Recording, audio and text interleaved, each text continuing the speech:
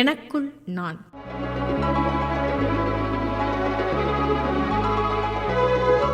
பண்பலை நேர்கள் அனைவருக்கும் அன்பான வணக்கம். இது 102.3 விவத் பாரதி தமிழ் பண்பலை. மனங்களில் என்றென்றும் முழுமையான கொண்டாட்டம். அதே கொண்டாட்டத்தோடு இணைகிறோம் நேர்களே. இது எனக்குள் நான், தன்னை தனக்குள் தேடும் தருணமாய்.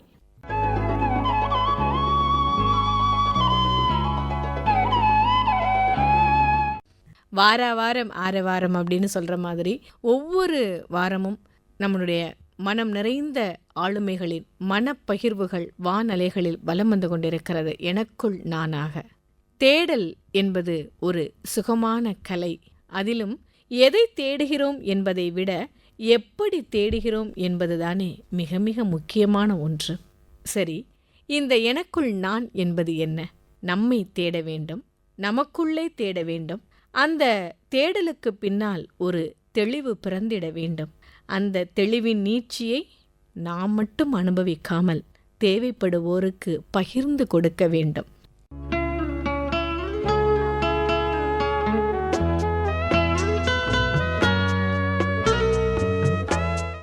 இன்னைக்கு நம்மளுடைய இந்த எனக்குள் நான் நிகழ்ச்சியில் எப்பவுமே சிரிக்க வைக்கிறது மட்டும் கிடையாது, அதோட சிந்திக்க வைக்கிறதும் தான் நகைச்சுவை அப்படின்னு சொல்லுவோம். 7வது சுவை அப்படின்னு கூட சொல்லலாம். அறுசுவை நம்மளுடைய உடலுக்கு, ஆனால் அந்த 7ஆம் சுவை அப்படின்னு சொல்லக்கூடியதான் நம்மளுடைய மனதுக்கு அப்படின்னு சொல்லுவாங்க. அப்படி நகைச்சுவையை தன் கூடவே வச்சுட்டு இருக்கக்கூடிய ஒரு சிறப்பு வாய்ந்த ஆளுமை தான் இன்றைக்கி நம்மளுடைய இந்த எனக்குள்ள நிகழ்ச்சியில் இருக்காங்க. யார் அப்படின்றத கேட்கும்போது அது கேள்வியோடய நம்ம தொடங்கிடலாமா?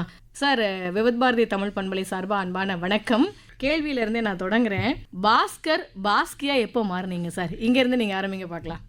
எல்லாருக்கிட்டையுமே சொல்லுவேன், என் பேர் பாஸ்கி, எனக்கு இன்னொரு பேர் இருக்குது, அதுவும் பாஸ்கின்னுவேன். ஷோஸில் மோஸ்ட்லி அப்படி தான் சொல்லுவேன். எப்படின்னா, இப்போ இதே லைனில் நம்ம ஆல் இண்டியா ரேடியோ லைன்லேயே தான் லைஃபே. சைல்டுஹுட்லேருந்து வீடு மயிலாப்பூர், படித்த ஸ்கூல் சென்ட் பீட்ஸ் டாமினிக் சேவியோ, அதுவும் இதே லைனில் இருக்குது. அது முடிச்சுட்டு வேலை கட்சிது ஐஓபி சேர்ந்தோம், அதுவும் இதே லைனில் இருக்குது. அங்கே தான் உங்களுடைய ஸ்டாஃப் எல்லாரும் அக்கௌண்ட் வச்சுருந்தாங்க. IG office, All India Radio, most of your programme executives எல்லாம் தான் வருவாங்க. ஸோ என்னோட ஆல் இண்டியா ரேடியோ கனெக்ட் அது படிப்புலேருந்தே ஊறி போயிருக்கு. அது அதே ஏரியா, அதே பீப்புள்னே ஊறி போச்சு. ஸோ அப்படி தான் பாஸ்கர் தான் வீட்டில் வச்ச பேர். பட் இது எப்படி பாஸ்கி ஆச்சுன்னா, சென்ட் பீட் ஸ்கூல் படித்தேன் இல்லையா, அங்கே ஆங்கிலோ இண்டியன்ஸ் நிறைய பேர் இருப்பாங்க, நிறைய ஃப்ரெண்ட்ஸ் இருந்தாங்க ஆங்கிலோ இண்டியன்ஸ். அவங்களுக்கு ரொம்ப ஒரு ஃபேசினேஷன். அவங்க என்ன ஆரம்பத்துலேருந்தே அப்படி தான். அங்கே வேர் இஸ் ஜானின்னா ஈ ஸ்டாண்டிங் அண்டர் த பொல்லியமத்து நெயில் மம்மி அப்படின்வாங்க. அப்புறம் நம்மளாம் where is Johnny he standing under the புல்லியமத்து நெயில் மம்மி அப்படின்வாங்க. அப்புறம் கோவம் வந்தால் நம்மலாம் வாட் த பிளடி ஹெல் அப்படின்வோம். அவங்கெல்லாம் வாட்ச் அ பிளடி ஹெல் அப்படின்வாங்க. பேசுகிற அந்த ஸ்டைல்ல ஏய் பாஸ்கி, ஏய் பாஸ்கி அப்படின்னு கூப்பிட்டு, டீச்சர்ஸும் பாஸ்கின்னே கூப்பிட்டு, அது கிளியர் பிராண்ட் ஆயிடுச்சு பிறந்ததுலேருந்து. அது கிட்டத்தட்ட ஒரு 8th 9th நீங்க பாஸ்கியா மாறிட்டீங்க. நான் சொல்றது 4th ஸ்டாண்டர்ட் 3rd ஸ்டாண்டர்ட்லேயே. அந்த சமயத்துலேருந்து எனக்கு கூட இருக்கிற எல்லா ஆங்கிலோ இண்டியன் நேம்ஸ் அவங்க எல்லாம் நான் பாஸ்கி பாஸ்கின்னு தான் கூப்பிடுவாங்க. அப்படியே கடைசியில் ஏரியாவில் லொக்கேஷனில் எல்லாம் பாஸ்கினா, கிரிக்கெட்லையும் பாஸ்கினே வந்துச்சு. அப்படி அப்போ இந்த பாஸ்கர்ன்ற பேர் எப்போதான் ஞாபகம்? பாஸ்கருங்கிறது நான் கிரிக்கெட்டில் இந்தியா ஆர்ட் லெவல் வந்தேன். அது வரைக்கும் அந்த பாஸ்கர் தான் இருந்தது. ப்ரெஸ்ஸில் அப்புறம் ஏதாவது இன்டர்வியூஸ் கொடுக்கும்போதெல்லாம் பாஸ்கர் தான் இருந்தது. கரெக்டாக இப்போ கிரிக்கெட்டு கையை விட்டு போய் அதுக்கப்புறம் இந்த மீடியா உள்ள வந்தேன் பாருங்க. ஸோ ஆனந்தவடனில் எழுத ஆரம்பிச்சதுலேருந்து கிளியர் கட்டாக பாஸ்கின்னு ஆரம்பிச்சிச்சு. பாஸ்கின்னு. ஆமா. இப்போ பாஸ்கர்னு கூப்பிட்டா திரும்பி பார்ப்பீங்களா, பாஸ்கின்னு கூப்பிட்டா திரும்பி பார்ப்பீங்க? நான் யார் கூப்பிட்டாலும் திரும்பி பார்ப்பேன், கை தட்டினாலும் திரும்பி பார்ப்பேன். இதுல சிரிப்பான விஷயம் என்னன்னா, எல்லாமே உல்டாவா நடக்கும். இப்போ நார்மல் ப்ரொசீஜர் ப்ரொஃபஷன்ல ரேடியோல ப்ரோக்ராம்ஸ் எல்லாம் பண்ணிட்டு ஃபேமஸ் ஆயிட்டு அப்படி போவாங்க டிவிக்கு. நான் முதல்ல டிவியில பண்ணேன், ஹரிகிரி அசம்பிளின்னு ஒரு ப்ரோக்ராம் பண்ணேன். எனக்கு கொடுத்தாங்க ஒரு ஷோ. அது கொடுத்தது மிஸ்ஸஸ் டிடிவி தினகரன். அவங்க தான் ஓகே பண்ணாங்க. அது 1000 எபிசோட்ஸ் பண்ணோம். அது பண்ணிட்டு அப்புறம் ரேடியோவில் ஷோஸ் பண்ண ஆரம்பிச்சேன். ஆல் இண்டியா ரேடியோவில் நிறைய பண்ணேன். அப்புறம் இதில் பெரிய ப்ளஸ் என்னன்னா, நார்மலாக ஆர்ஜிஎஸ் உடைய வாய்ஸை கேட்டு உருவத்துக்கு மைண்டில் ஒன்று போடுவோம், இப்படி தான் இருப்பாங்க. நேரில் பார்க்கச்சே வேறு மாதிரி இருக்கும். எனக்கு என்னன்னா, நான் தாண்டி போனேன்னா வாய்ஸ் கேட்கும்போது நினச்சேன் பாஸ்கி தானுவாங்க. ஏன்னா என்ன விஷுவலாக தெரியும் என்ன முதல்ல இதில் டிவியில் பார்த்து. ஸோ இது உல்ட்டா, அது ஒரு உல்ட்டா. இன்னொரு உல்ட்டா, ஆனந்தவடனில் பாஸ்கி பாஸ்கி பாஸ்கி ஜோக்ஸ் ஒரு 17,000 ஜோக்ஸ் இருக்கேன் அதில். ஆனால் ரிஜெக்ட் ஆனது 1 lakh இருக்கும். ஏன்னா ரொம்ப ஸ்ட்ரிக்டாக இருப்பாங்க. இப்போ பாஸ்கின்ற நேம் எல்லாருக்கும் தெரியும். அதை வச்சு ஒரு சினிமா படமே கதையின. பாஸ்கின்ற நேம் எல்லாருக்கும் தெரியும், உருவம் தெரியாது. பட் டிவியில் வர ஆரம்பிச்சோன்னு என்னாச்சு, ஹரிகிரி அசம்பிளின்ற ப்ரோக்ராம் பேரில் என் பேர் கிரி. ஸோ எல்லாரும் என் பேர் கிரின்னு வச்சிருக்காங்க. இப்போ பாஸ்கி நேம் தெரியும், ஆள் தெரியாது. இப்போ ஆள் தெரியும், பேர் தெரியாது. அடாடா, இது ரொம்ப உல்டாவா இருக்கு. ஸோ இதை வச்சு ஐடென்டிட்டி கிரைசிஸ் வந்து ஒரு ஆளுடைய எக்ஸாக்ட் பேர் என்னன்னு தெரிலன்னா என்ன நடக்கும்ன்றது ஒரு கதை என்னன்னா. ஸோ அது சினிமாக்காக எழுதி வச்சேன், பட் இது வரைக்கும் ஓகே அதில் பட் வச்சுருக்கேன் அந்த கதையை. இந்த கதை எப்படி உருவாச்சோ, இப்போ இந்த ஐடென்டிட்டி அப்படின்னு நீங்கள் சொன்னதுனால ஒரு கேள்வி எனக்கு தோணுது சார். இப்போ நீங்கள் வந்து ஒரு cricket player, bank staff, cricket commentator, அடுத்து நீங்கள் இப்போ ரேடியோ, டிவி சேனல்ஸ் கிட்டத்தட்ட ஒரு 4000-5000க்கு மேலே இன்டர்வியூஸ் பண்ணியிருக்கீங்க. இப்படி உங்களுடைய பயோ எடுத்து பார்த்தீங்கன்னா போயிட்டே இருக்குது. அது ஒரு பக்கம். ஆனால் இல்லை நீங்கள் ஐடென்டிட்டின்னு ஒரு வார்த்தை சொன்னீங்க பார்த்தீங்களா, உங்களுக்கான அடையாளம் நீங்கள் என்ன நினைக்கிறீங்க சார்? இது எல்லாத்தையும் ஒரு மிக்சர் பண்ணி. ஆமாம், ஒரு அடையாளம்னா ஃபர்ஸ்ட் அடையாளம் ஃபிசிக்கலாக பார்த்தீங்கன்னா முட்டத்தில் அது வந்து ஆப்வியஸாக பார்த்தோன்னே சொல்லிட்டாங்க. எப்போ இருந்து? இந்த 2000 டிசம்பர் 1 அந்த அரிகிரி அசம்பிளியுடைய 100th ஷோ. அதுக்கு ஏன்னா நாங்கள் எல்லாரையும் கலடா பண்ணுறதுனால செலிபிரிட்டிஸை I was wondering whether it will even cross 100 episodes. 30th வரும்போதே ஒரே பேக்லாஷு. இப்போ இதில் பத்திரிகையிலலாம் கண்ணாமலாம் இவங்க கலடா பண்ணுறாங்கன்னு சொல்லிட்டு வரத்துக்கே யோசிக்கிறாங்கலாம் போட ஆரம்பிச்சாங்க. ஸோ 100வது வந்தால் திருப்பதி வரேன்னு வேண்டினேன். ஸோ அப்போ முடி இருந்தது. எல்லாமே டிஃப்ரெண்ட். ஸோ 100th ஷோ வந்தபோது திருப்பதிக்கு எப்போ போனேன்னா கோஇன்சிடென்ட்லி என்னோட கோ பிரதர் வந்து அப்போ ஆர்மி சீஃப், அவர் ஆர்மி சீஃப் ஆகிட்டார். அப்போ general Padmanabhan was no more no, இப்போ தான் ரீசெண்டாக லாஸ்ட் இயர் இறந்தார். அவரோட 60th பர்த்டேக்கு அவர் கூட போனேன். அப்போது இந்த இதை வந்து முடியை எடுத்த உடனே திருப்பதியில் மீசை எடுக்க போகிறேன். கரெக்டாக என்னோட மென்டார் குருநாதர் வந்து cartoonist Madan, who is my brother in law. Army chief co brother, இவர் பிரதர் இன் லா. இவர் என்ன சொன்னார், பாஸ்கி என்ன மீசை எடுக்க போறீங்களா என்ன அப்படின்னாரு. ஏன் என்ன அப்படியே விட்டுருங்க அப்படின்னாரு. அவர் சொன்னதான் December 1, 2000 என்ன கெட்டப்போ தோ இன்னைக்கு நம்ம பேசிட்டு இருக்கோமே 2000 வெள்ளி விழா.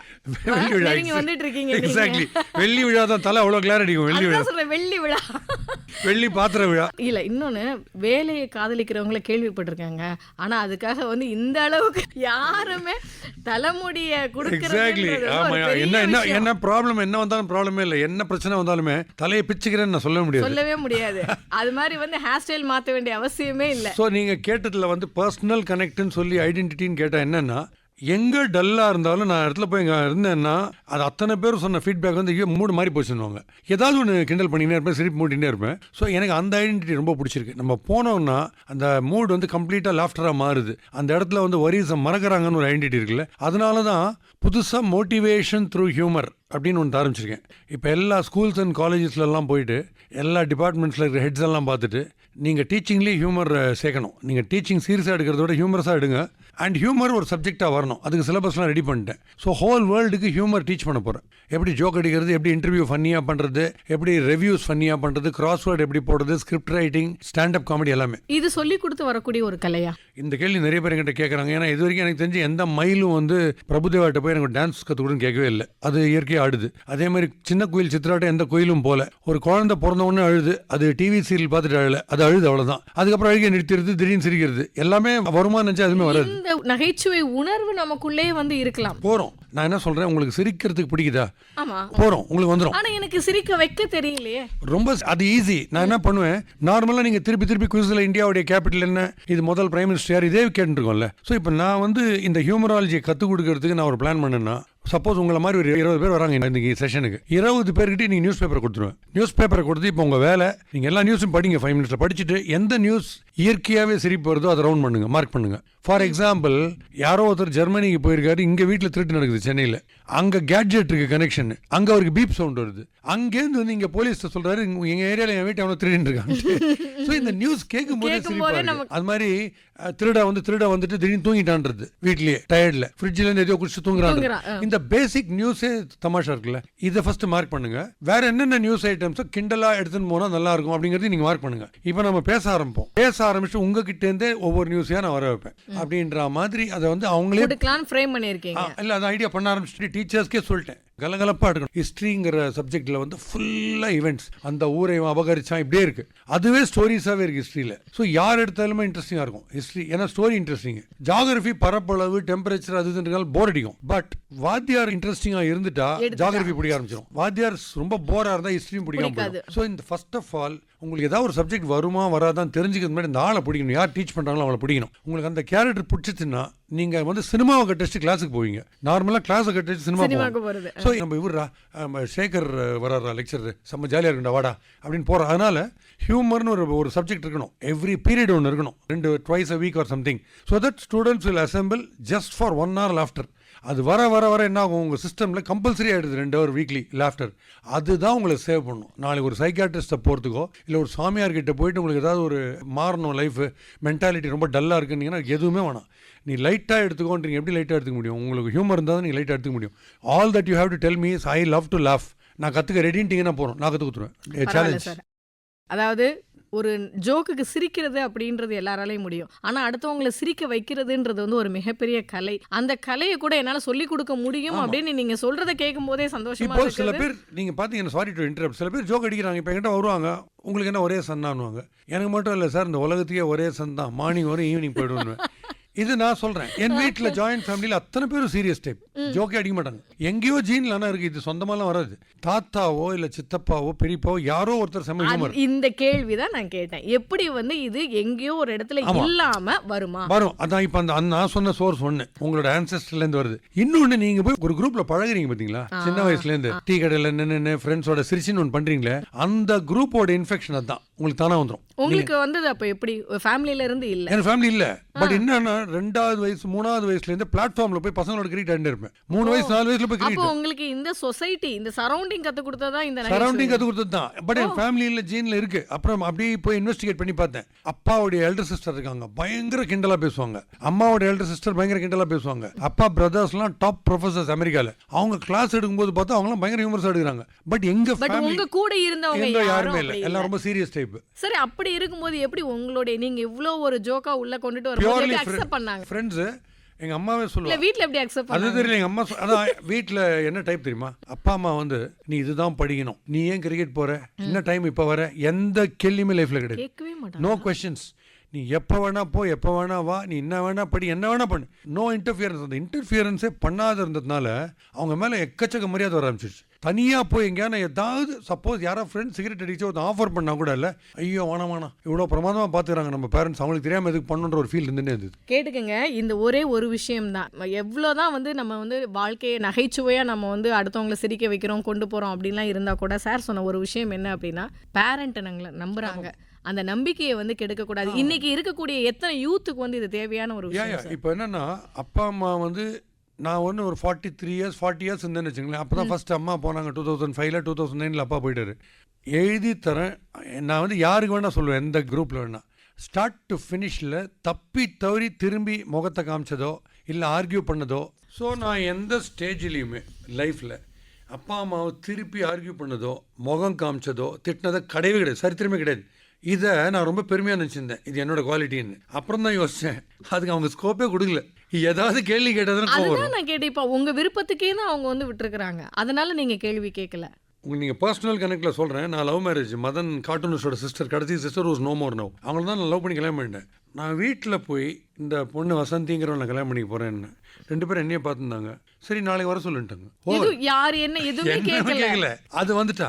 அப்புறம் கார்ட்டூனிஸ்ட் மதன் வந்தார், எங்கள் அப்பாவோட பேசினாங்க. கபாலி கோயிலில் கல்யாணம்னாங்க. போனேன், கபாலி கோயிலில் தாலி கட்டினேன். வீட்லேயே ஒரு ஆசிரமம், எங்கள் அப்பா சன்னியாசி ஆகிட்டார், வீட்லேயே ஒரு ஆசிரமம் இருந்தது. அந்த ஆசிரமம் நடத்துகிற வெங்கட்ராமன்றவர் எங்கள் அப்பாவும் கூட வந்தாங்க. கபாலீஸ்வரர் கோயில் நேராக முண்டகண்ணி கோயிலுக்கு முன்னாடி ஒன்று இருக்குது, அங்காள பரமேஸ்வரி அம்மன் கோயில். அங்கே போனோம், நின்னோம், 1 minute தாலி கட்டினேன். அங்கேருந்து முண்டகண்ணி கோயில் போனேன், ரெஜிஸ்ட்ரார் கைது போட்டேன் ரெஜிஸ்ட்ரேஷன் சர்டிஃபிகேட்டில். அங்கேருந்து ரெஜிஸ்ட்ரார் ஆஃபீஸ் வந்து ரெஜிஸ்டர் பண்ண வீட்டுக்கு போயிட்டோம். ஓவர். அப்புறம் June 1st 30th April 1992 இது நடந்தது. June 1st எல்லாரும் இன்வைட் போட்டு ரிசப்ஷன் அசோகா ஹோட்டலில் ஒரு 240 பேர் வந்தாங்க.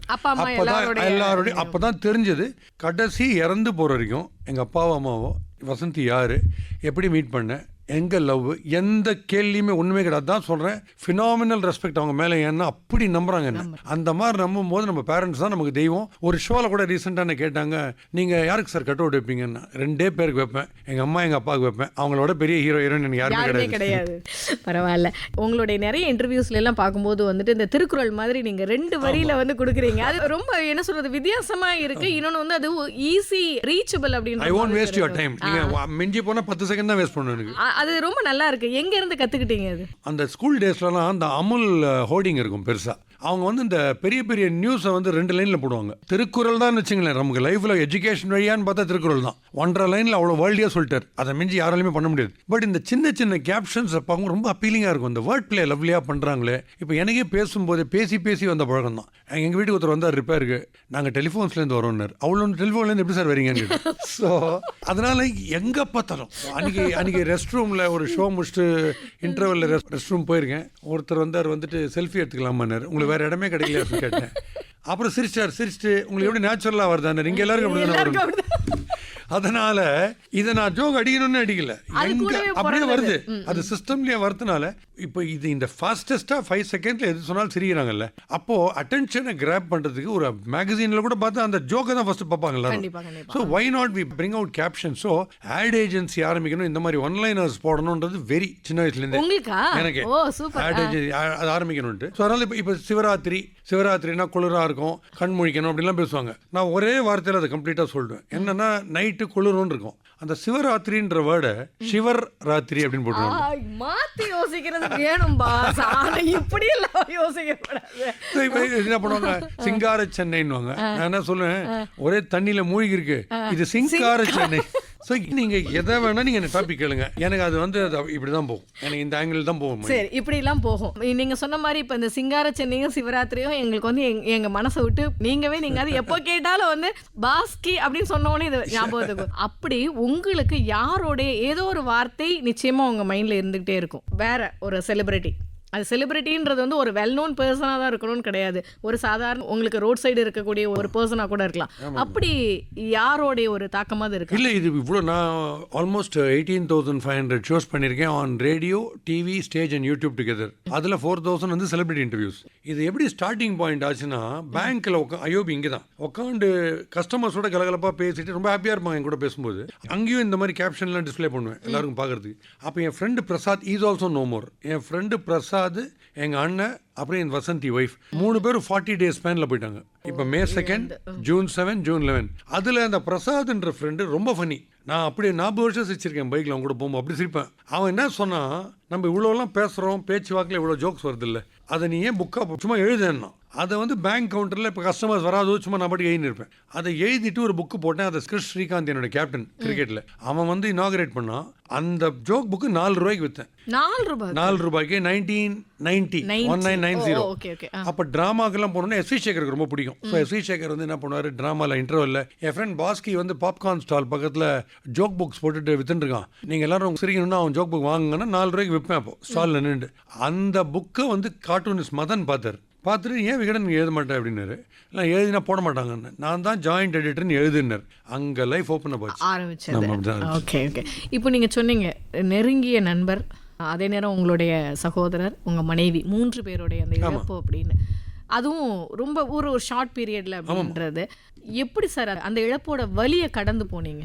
ஆமாம், நான் வந்து இதை வந்து ஃபிலசாபிக்கலாக இப்போ கொஞ்சம் கொஞ்சமாக பேசுகிறேன். ஏன்னா இந்த ட்ராஜடியை வந்து பீப்புளுக்கு நகைச்சுவையாகவே பார்த்துட்டு இருக்கக்கூடியவங்க, இப்போ உங்களை பார்க்குறவங்கள விட, உங்களை பேசுகிறவங்கள விட, உங்களோட இதை யூடியூப் எல்லாம் பார்க்குறதுக்கெல்லாம் முன்னாடி பாஸ்கி அப்படின்ற அந்த பேரை பார்த்தோன்னே நிறைய பேருக்கு சிரிக்கும். ஆமாம், அப்படி நீங்கள் வந்து எல்லாரையும் வந்து எவ்வளோ சோகத்தில் இருக்கிறவங்களையும் நீங்கள் சிரிக்க வச்சுட்டு இருக்கீங்க. ஆனால் உங்களுக்கான அந்த இழப்பு, அதை எப்படி கடந்து வந்தீங்க? ஆமாம், எனக்கு வந்து கமிட்மெண்ட் ரொம்ப பிடிக்கும். அப்பா வந்து ஃப்ரண்ட் லைன் எடிட்டராக இருந்தார். சப்போஸ் என் ராம் வந்து அவரை பிக் பண்ணிக்கிறேன்னு சொன்னால் ஃப்ரண்ட் லைன் மேகசின் போது ஸ்டார்ட் போது, சப்போஸ் ராம் 4 o'clock ஈவினிங் வரேன்னு கார்லன்னு சொன்னார்னா ஓனர் 3:20 வெளில எட்டி பார்த்துட்டே இருப்பார். வந்துட்டாரா. ஆமாம், அது ஊறி போச்சு சிஸ்டமில். ஸோ இப்படி ஒரு கமிட்மெண்ட்டு, ஒர்க்குன்னா ஒர்க்கு, மீதி எல்லாம் அப்புறம்ன்றது, இப்படி இருக்கிறதுனால ஒரு டே டு டே டைம் டேபிளே எனக்கு செட் ஆயிடுச்சு லைஃப்பில். மார்னிங் எழுந்தால் பேப்பர் படிக்கணும், 8 மணிக்கு யோகா பண்ணணும், 7 மணிக்கு யோகா பண்ணணும், 8 மணிக்கு பேப்பர் படிக்கணும், பிரேக்ஃபாஸ்ட்டை முடிச்ச உடனே ஸ்கிப்பிங் பண்ணணும், முடிச்ச உடனே கிரியேட்டிவிட்டி ஒரு 1 hour ஸ்பெண்ட் பண்ணணும். எல்லா ப்ரோக்ராம்ஸும் பார்த்து டிவியெல்லாம் டிவியை வாட்ச் பண்ணுறது, அப்புறம் அதில் தான் புது ஐடியாஸ், நியூஸ் சேனல் எப்படி செட்டையர் பண்ணலாம், இப்படி ஐடியாஸ், புது ஐடியாஸை நோட் பண்ணிக்கிறது. அதுக்கு நீங்கள் ஒரு செப்பரேட் டைம் வச்சு இல்லை எல்லாத்தையும் பார்த்துட்டே இருப்பேன் ஒரு 1 hour or 2 hours. அது அப்புறம் விட்டுட்டு வேறு ஏதாவது ஒன்று பண்ணுறது. அப்புறம் ஈவினிங் ஆனால் 1 hour வாக் போகிறது. கம்ப்ளீட்டாக டைம் வேஸ்ட் பண்ணுறதுன்றது ஃபுல் ஈவினிங். எல்லாம் என் பையனோட போய் ஜோக் அடிச்சுட்டு போகிறது, ஃப்ரெண்ட்ஸை மீட் பண்ணுறது, ஹோட்டலுக்கு போகிறது, சிரிக்கிறது, அப்படி இருக்கும். இந்த டைம் டேபிள் செட் ஆகி இது சிஸ்டமில் ஊறின ஒன்று இப்போ என்ன ஆகும், எல்லாருக்கும் மட்டும் சொல்ல ஹெல்ப்ஃபுல்லாக இருக்கும். இந்த மாதிரி ஒரு டைம் டேபிள் நீங்களே வச்சுட்டிங்கன்னா, ஏதாவது ஒரு கிரைசிஸ் வருது, ஒரு ஆக்சிடென்ட் ஆகிடுச்சு, ஒரு யாரையும் அட்டென்ட் பண்ண நீங்கள் ஹாஸ்பிட்டல் போகணும், ஒரு டெத்து, அப்படி போகும்போது உங்களுக்குள்ள ஒரு டைம் டேபிள் ஸ்ட்ரக்சரில் செட் ஆயிடுச்சுன்னு வச்சுங்க, மார்னிங் 7 o'clock சப்போஸ் நீங்கள் அந்த ட்ராஜடிக்கு போனீங்கன்னா நீங்கள் என்ன சொல்கிறீங்க, எனக்கு டைவர்ஷன் ஒன்று இவ்வளோ டிப்ரெஸ்டாக இருக்குன்றீங்க. நீங்கள் 7 மணிக்கு அந்த கிரைசிஸ் அட்டென்ட் பண்ணும்போது உங்கள் டைம் டேபிள் உடம்பு சிஸ்டமில் இருக்க டைம் டேபிள் உங்களை பிடிச்சி இங்கே எழுகும். நீ 7 மணிக்கு இப்போ நீ ஆக்சுவலாக யோகா பண்ணணும், நீ இங்கே இருக்க. 8 மணிக்கு நீ ஸ்கிப்பிங் பண்ணணும், நீ இங்கே இருக்கன்னு உங்கள் சிஸ்டமே சொல்லிட்டு இருக்கோம் உங்களுக்கு. அது தாட்ஸ் வர வர நீங்கள் இந்த டிப்ரெஷன் விட்டு வெளில வந்துனே இருப்பீங்க. சார் அது இப்போ வெளியில் ஒரு கண்டோலன்ஸுக்கு ஒரு தேர்ட் பார்ட்டியோட இதுக்கு போகிறோன்னா வேற, பட் இது உங்களுக்கான ஒரு விஷயம். ஆமாம், அதான் சொல்ல அதுக்கு வரேன், இதுலேருந்து அதுக்கு வரேன். இப்போ இது கமிட்மெண்ட் ஆயிடுச்சு. இப்போது பெஸ்ட் எக்ஸாம்பிள் உங்களுக்கு சொல்லணும்னா, இது நீங்கள் கேட்குற கேள்விக்கான பெஸ்ட் எக்ஸாம்பிள் இந்த இன்சிடென்ட் தான். அண்ணா அக்கா 2 பேரும் சிங்கிள், கல்யாணம் பண்ணிக்கல. நான் ஒருத்தன் தான் என் வீட்டில். நான் எங்கள் அப்பா அம்மா அதான் எங்கள் அப்பா அம்மா நாங்கள் 3 பேர். நான் எங்கள் அப்பா எங்கள் அம்மா 3 பேர் தான் கல்யாணம் பண்ணிட்டோம். வேறு யாருமே பண்ணிக்கல. எங்கள் அண்ணா அக்கா பண்ணிக்கல, சிங்கிள். ஸோ இப்போ என்னோடய ஃபேமிலியில் வசந்தி எல்லாம் போயிட்டா, இதெல்லாம் நடந்தது இல்லையா. இப்போ வந்து May 2nd, 2022 ஒரு இன்சிடென்ட் என்ன ஆச்சுன்னா, அப்போ வந்து என் wife nearing the last stages, cancer ட்ரீட்மெண்ட்டில் கீமோ போயிட்டுருக்கு, எனி டைம் என்ன வேணா ஆகலான்னு போயிட்டுருக்கு. அந்த சமயத்தில் எங்கள் அண்ணா அக்கா தனியாக இருக்கும்போது ஏர்லி மார்னிங் வந்து நான் எழுந்துக்கிறதுக்கு முன்னாடி எவ்ரி நைட் ஐபிஎல்லுடைய ரெக்கார்டிங்கை யூடியூப்பில் பண்ணிவிட்டு ஆன்லைனில் பண்ணிவிட்டு சைலண்ட்லேருந்து நான் சைலண்ட் மோட் வைப்பேன் ஃபோனை. அன்றைக்கி ஒரே ஒரு நைட் என்ன பண்ணிட்டேன், நான் சைலண்டில் வைக்க மறந்துட்டேன். சைலண்ட்லேயே இருந்துச்சு. ஃபோனை சைலண்டில் வச்சுட்டேன். ஏன்னா நான் சைலண்டில் வச்சா சவுண்ட் வந்தால் வசந்தி லாஸ்ட் ஸ்டேஜஸ் இருக்க டிஸ்டர்பன்ஸாக இருக்கும். நான் சைலண்டில் தெரியாமல் வச்சிட்டேன். நெக்ஸ்ட் டே மார்னிங்கு பெல் அடிச்சுது, காலிங் பெல். கதவு திறந்தா என் எல்டர் சிஸ்டர் அலறா, அண்ணா செத்து போயிட்டான் அப்படின்ட்டு. என்னடா எவ்வளோ ஃபோன் அடிக்கிறது, என்னடா நீ எடுக்கவே இல்லையா ஃபோனுன்ட்டா. அப்போ நான் ஃபோனை பார்க்குறேன், 12 மிஸ்ட் கால். அன்றைக்கி 4:30 மணிக்கு அக்காட்டு 12 மிஸ்ட் கால். ஐயோ நினச்சி என்னன்னு கேட்டேன். இல்லை அவன் போயிட்டான்ட்டா. என்னென்னா இப்போ அங்கே யாரும் இல்லை பக்கத்தில் ஃப்ளாட்ஸில். ஸோ பாடியை தனியாக விட்டிங்க வந்துட்டா, தனியாக விட்டுட்டு வந்துட்டா. என்ன நீ யாருக்கு பார்த்துக்கிறாங்க, இல்லை யாருமே இல்லைடா, நான் அப்படியே விட்டு வந்துட்டேன்டா பாடியன்னா.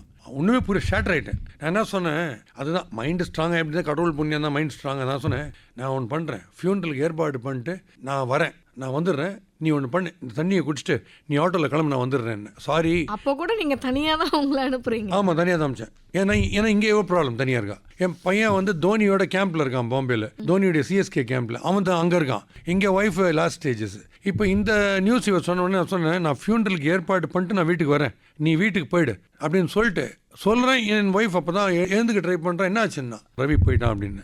ஐயோ அப்படின்னா எழுந்துக்கிற அவளால் நோர முடியல, கால் பேரலைஸ் ஆயிடுச்சு, கேன்சர் பரவிடுச்சு காலு. இல்லை முந்தின நாள் லைட்டாக ஏதோ மூமெண்ட் ப்ராப்ளம்னா, நெக்ஸ்ட் டே மூமெண்ட் நடத்த முடியல. ஸோ இப்போ நான் என்ன சொன்னேன், இது மாதிரி ஆயிடுச்சுன்னு. நான் என்ன இல்லை, நான் வந்துட்டேன் அப்படின்னா, நீ வர வேணாம் நான் போகிறேன் அப்படின்னு சொல்லிட்டு அன்றைக்கி வசந்திக்கு வந்து கீமோ இது டாக்டர் ஆங்காலஜிஸ்ட் அப்பாயின்மெண்ட் இருக்குது. இந்த கால் ப்ராப்ளமாக இருந்தால் நியூராலஜிஸ்ட் 2 அப்பாயின்மெண்ட் இருக்குது மார்னிங் அதே டேட்டில். இப்போ நான் ஃபியூனரல் போகணும், 2 இருக்குது. மத்தியானம் ஐபிஎல் பேனல் டிஸ்கஷன் இருக்குது லைவ் டிவியில், அதுக்கு போகணும். மேட்ச் பார்க்கணும், சிஎஸ்கே மேட்ச் பார்த்துட்டு நைட் வந்து ரிவ்யூ ஆஃப் தட் பண்ணணும் வேற ஒரு சேனலுக்கு. இப்போ நான் நின்றுட்டு இப்போ என் சிஸ்டர் போனோன்னு எப்படி யோசிக்கிறேன், எனக்கு ரூம் சுற்றுது. ஃபஸ்ட்டு டைம் லைஃப்பில் ஒரு ரூம் சுற்றுது. இவ்வளோ கலகலப்பாக இருந்தோம் லைஃப்பில், அடி சேர்த்து வச்சு சுனாமி மாதிரி அடிச்சிச்சு. நீங்கள் என்ன பண்ணலாம், ஃபோனை சார்ஜில் போடலாமா, காஃபி வசந்திக்கு போட்டு கிளம்பலாமா, புரோகிதர் கவனிச்சுக்கிறது என் வேலை. ஆமாம், அதனால இல்லை புரோகிதர். ஏன்னா 2 மாடி ஏறணும், நிறைய பேர்கிட்ட கேட்க முடியாது. கேர்டேக்கர்னா டொமஸ்டிக் ஹெல்ப்பர் வருவாங்க, பட் ரொம்ப இன்டிமேட்டாக சில விஷயங்கள்லாம் பண்ணிக்க முடியாது. நானே தான் பார்த்துருந்தேன். கிரிக்கெட்டும் போயின்னு இருக்கு. ஸோ இப்போ நியூராலஜிஸ்ட் அப்பாயின்மெண்ட்டு, ஆங்காலஜிஸ்ட்க்கு டைஷன் போகணும், ஃபியூனரலில் போய் அட்டென்ட் பண்ணணும், பேனல் டிஸ்கஷன் 1/2 hour லைவ் பண்ணணும், மேட்ச் பார்க்கணும், நைட்டு ரிவ்யூ பண்ணணும். அப்படி உட்காந்து அப்படி யோசிச்சு ஃபஸ்ட்டு சிஸ்டரில் கடிச்சேன். ஆர்மி சீஃபோட ஒய்ஃப் அவங்களுக்கு அடிச்சு, இந்த மாதிரி ஒரு ஃபியூனரல் அண்ணாது இருக்குது அப்படி. ஐயோ அப்படின்னாங்க. ஆமாம்மா இருக்குது, நான் இப்போ அங்கே தான் ஓடின்னு இருக்கேன், நீங்கள் புரோகிதர் யாராவது ஒருத்தர் அனுப்பிச்சிருங்கன்னு. நான் பார்த்துக்கிறேன்னாங்க. சரி அங்கே ஓடுறேன். அதுக்குள்ளே நெவ்யூக்கு ஃபோன் அடித்தேன், நீ ஒன்று பண்ணு, ஒய்ஃப் வசந்தியை வந்து நீ ஆங்காலஜி ஸ்டேஷன் போய்டு அப்பாயின்மெண்ட்டுக்கு, அதுக்குள்ளே நான் ஃபியூனரல் முடிச்சுட்டு வந்துடுறேன், நீ போன்னு. தடன்னு ஃபியூனரலுக்கு ஓடினேன். ஓடி போயிட்டு ஃபியூனரல்லாம் முடிச்சுட்டு வந்த உடனே ஆங்காலஜிஸ்ட்டை முடிச்சுட்டு லிஃப்ட் வேறு கிடையாது, 2 மாடி ஏறி அழைச்சிட்டு வந்தோம். அழைச்சிட்டு வந்துட்டு இவ்வளோ உட்கார வச்சுட்டு, நான் தயிர் சாதம் மட்டும் சாப்பிட்டு நீ இங்கே பார்த்துக்கோ, நான் வந்துடுறேன்ட்டு தடன்னு திருப்பி டிவி வந்து போஸ்ட்போன் பண்ணாங்க எனக்கு மத்தியானத்துக்கு ஷூட்டிங், எனக்காக கிரிக்கெட்டு.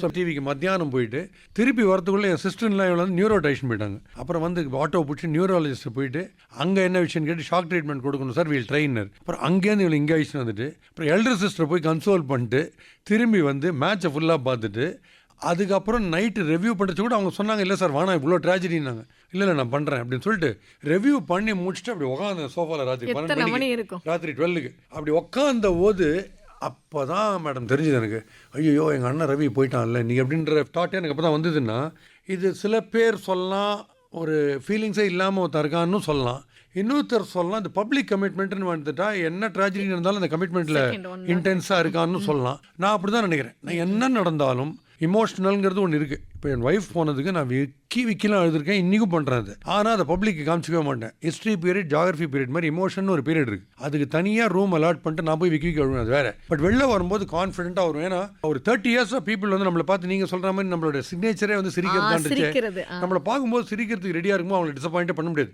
ஸோ நார்மலாக இருப்பேன், ஒன்றுமே ஆகாத மாதிரி இருப்பேன். அது நடிப்பு தான், பட் நான் அப்படி தான் இருப்பேன். பட் இது வேறு, அது வேறேன்ட்டு இருப்பேன். சார்லி சாப்ளின் அவங்க அம்மா இறந்த செய்தியை கேட்டுட்டும் கூட அவங்க ஆமாம். இப்போ இப்படி இருந்தீங்கன்னா தான் உங்களுக்கு வீட்டில் ஒரு பிரச்சனை, இப்போ உங்களுக்கு ஹஸ்பண்டோட ஒரு பிரச்சனை, ஒரு அடித்தடி பிரச்சனை வருது, டிஸ்பியூட் வருது.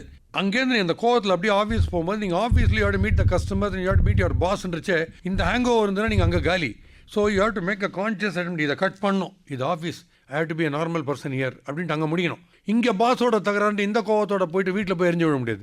இதை முதல்ல எல்லாத்துலேயுமே ப்ராக்டிஸ் பண்ணி கம்பார்ட்மெண்டலைஸ் பண்ணிங்கன்னா தான் இந்த மாதிரி கிரைசிஸில் இது வேற இது வேறன்னு உங்களால் தனித்தனியாக பார்க்க முடியும். ரொம்ப எல்லாருக்குமே தேவையான ஒரு விஷயம் சார். அதனால தான் இந்த கேள்வியை கேட்டது. நான் எனக்கு ரொம்ப கஷ்டமாக இருந்தது. நீங்கள் சொல்ல இன்னொரு பயங்கர இன்சிடென்ட் சொல்கிறேன்.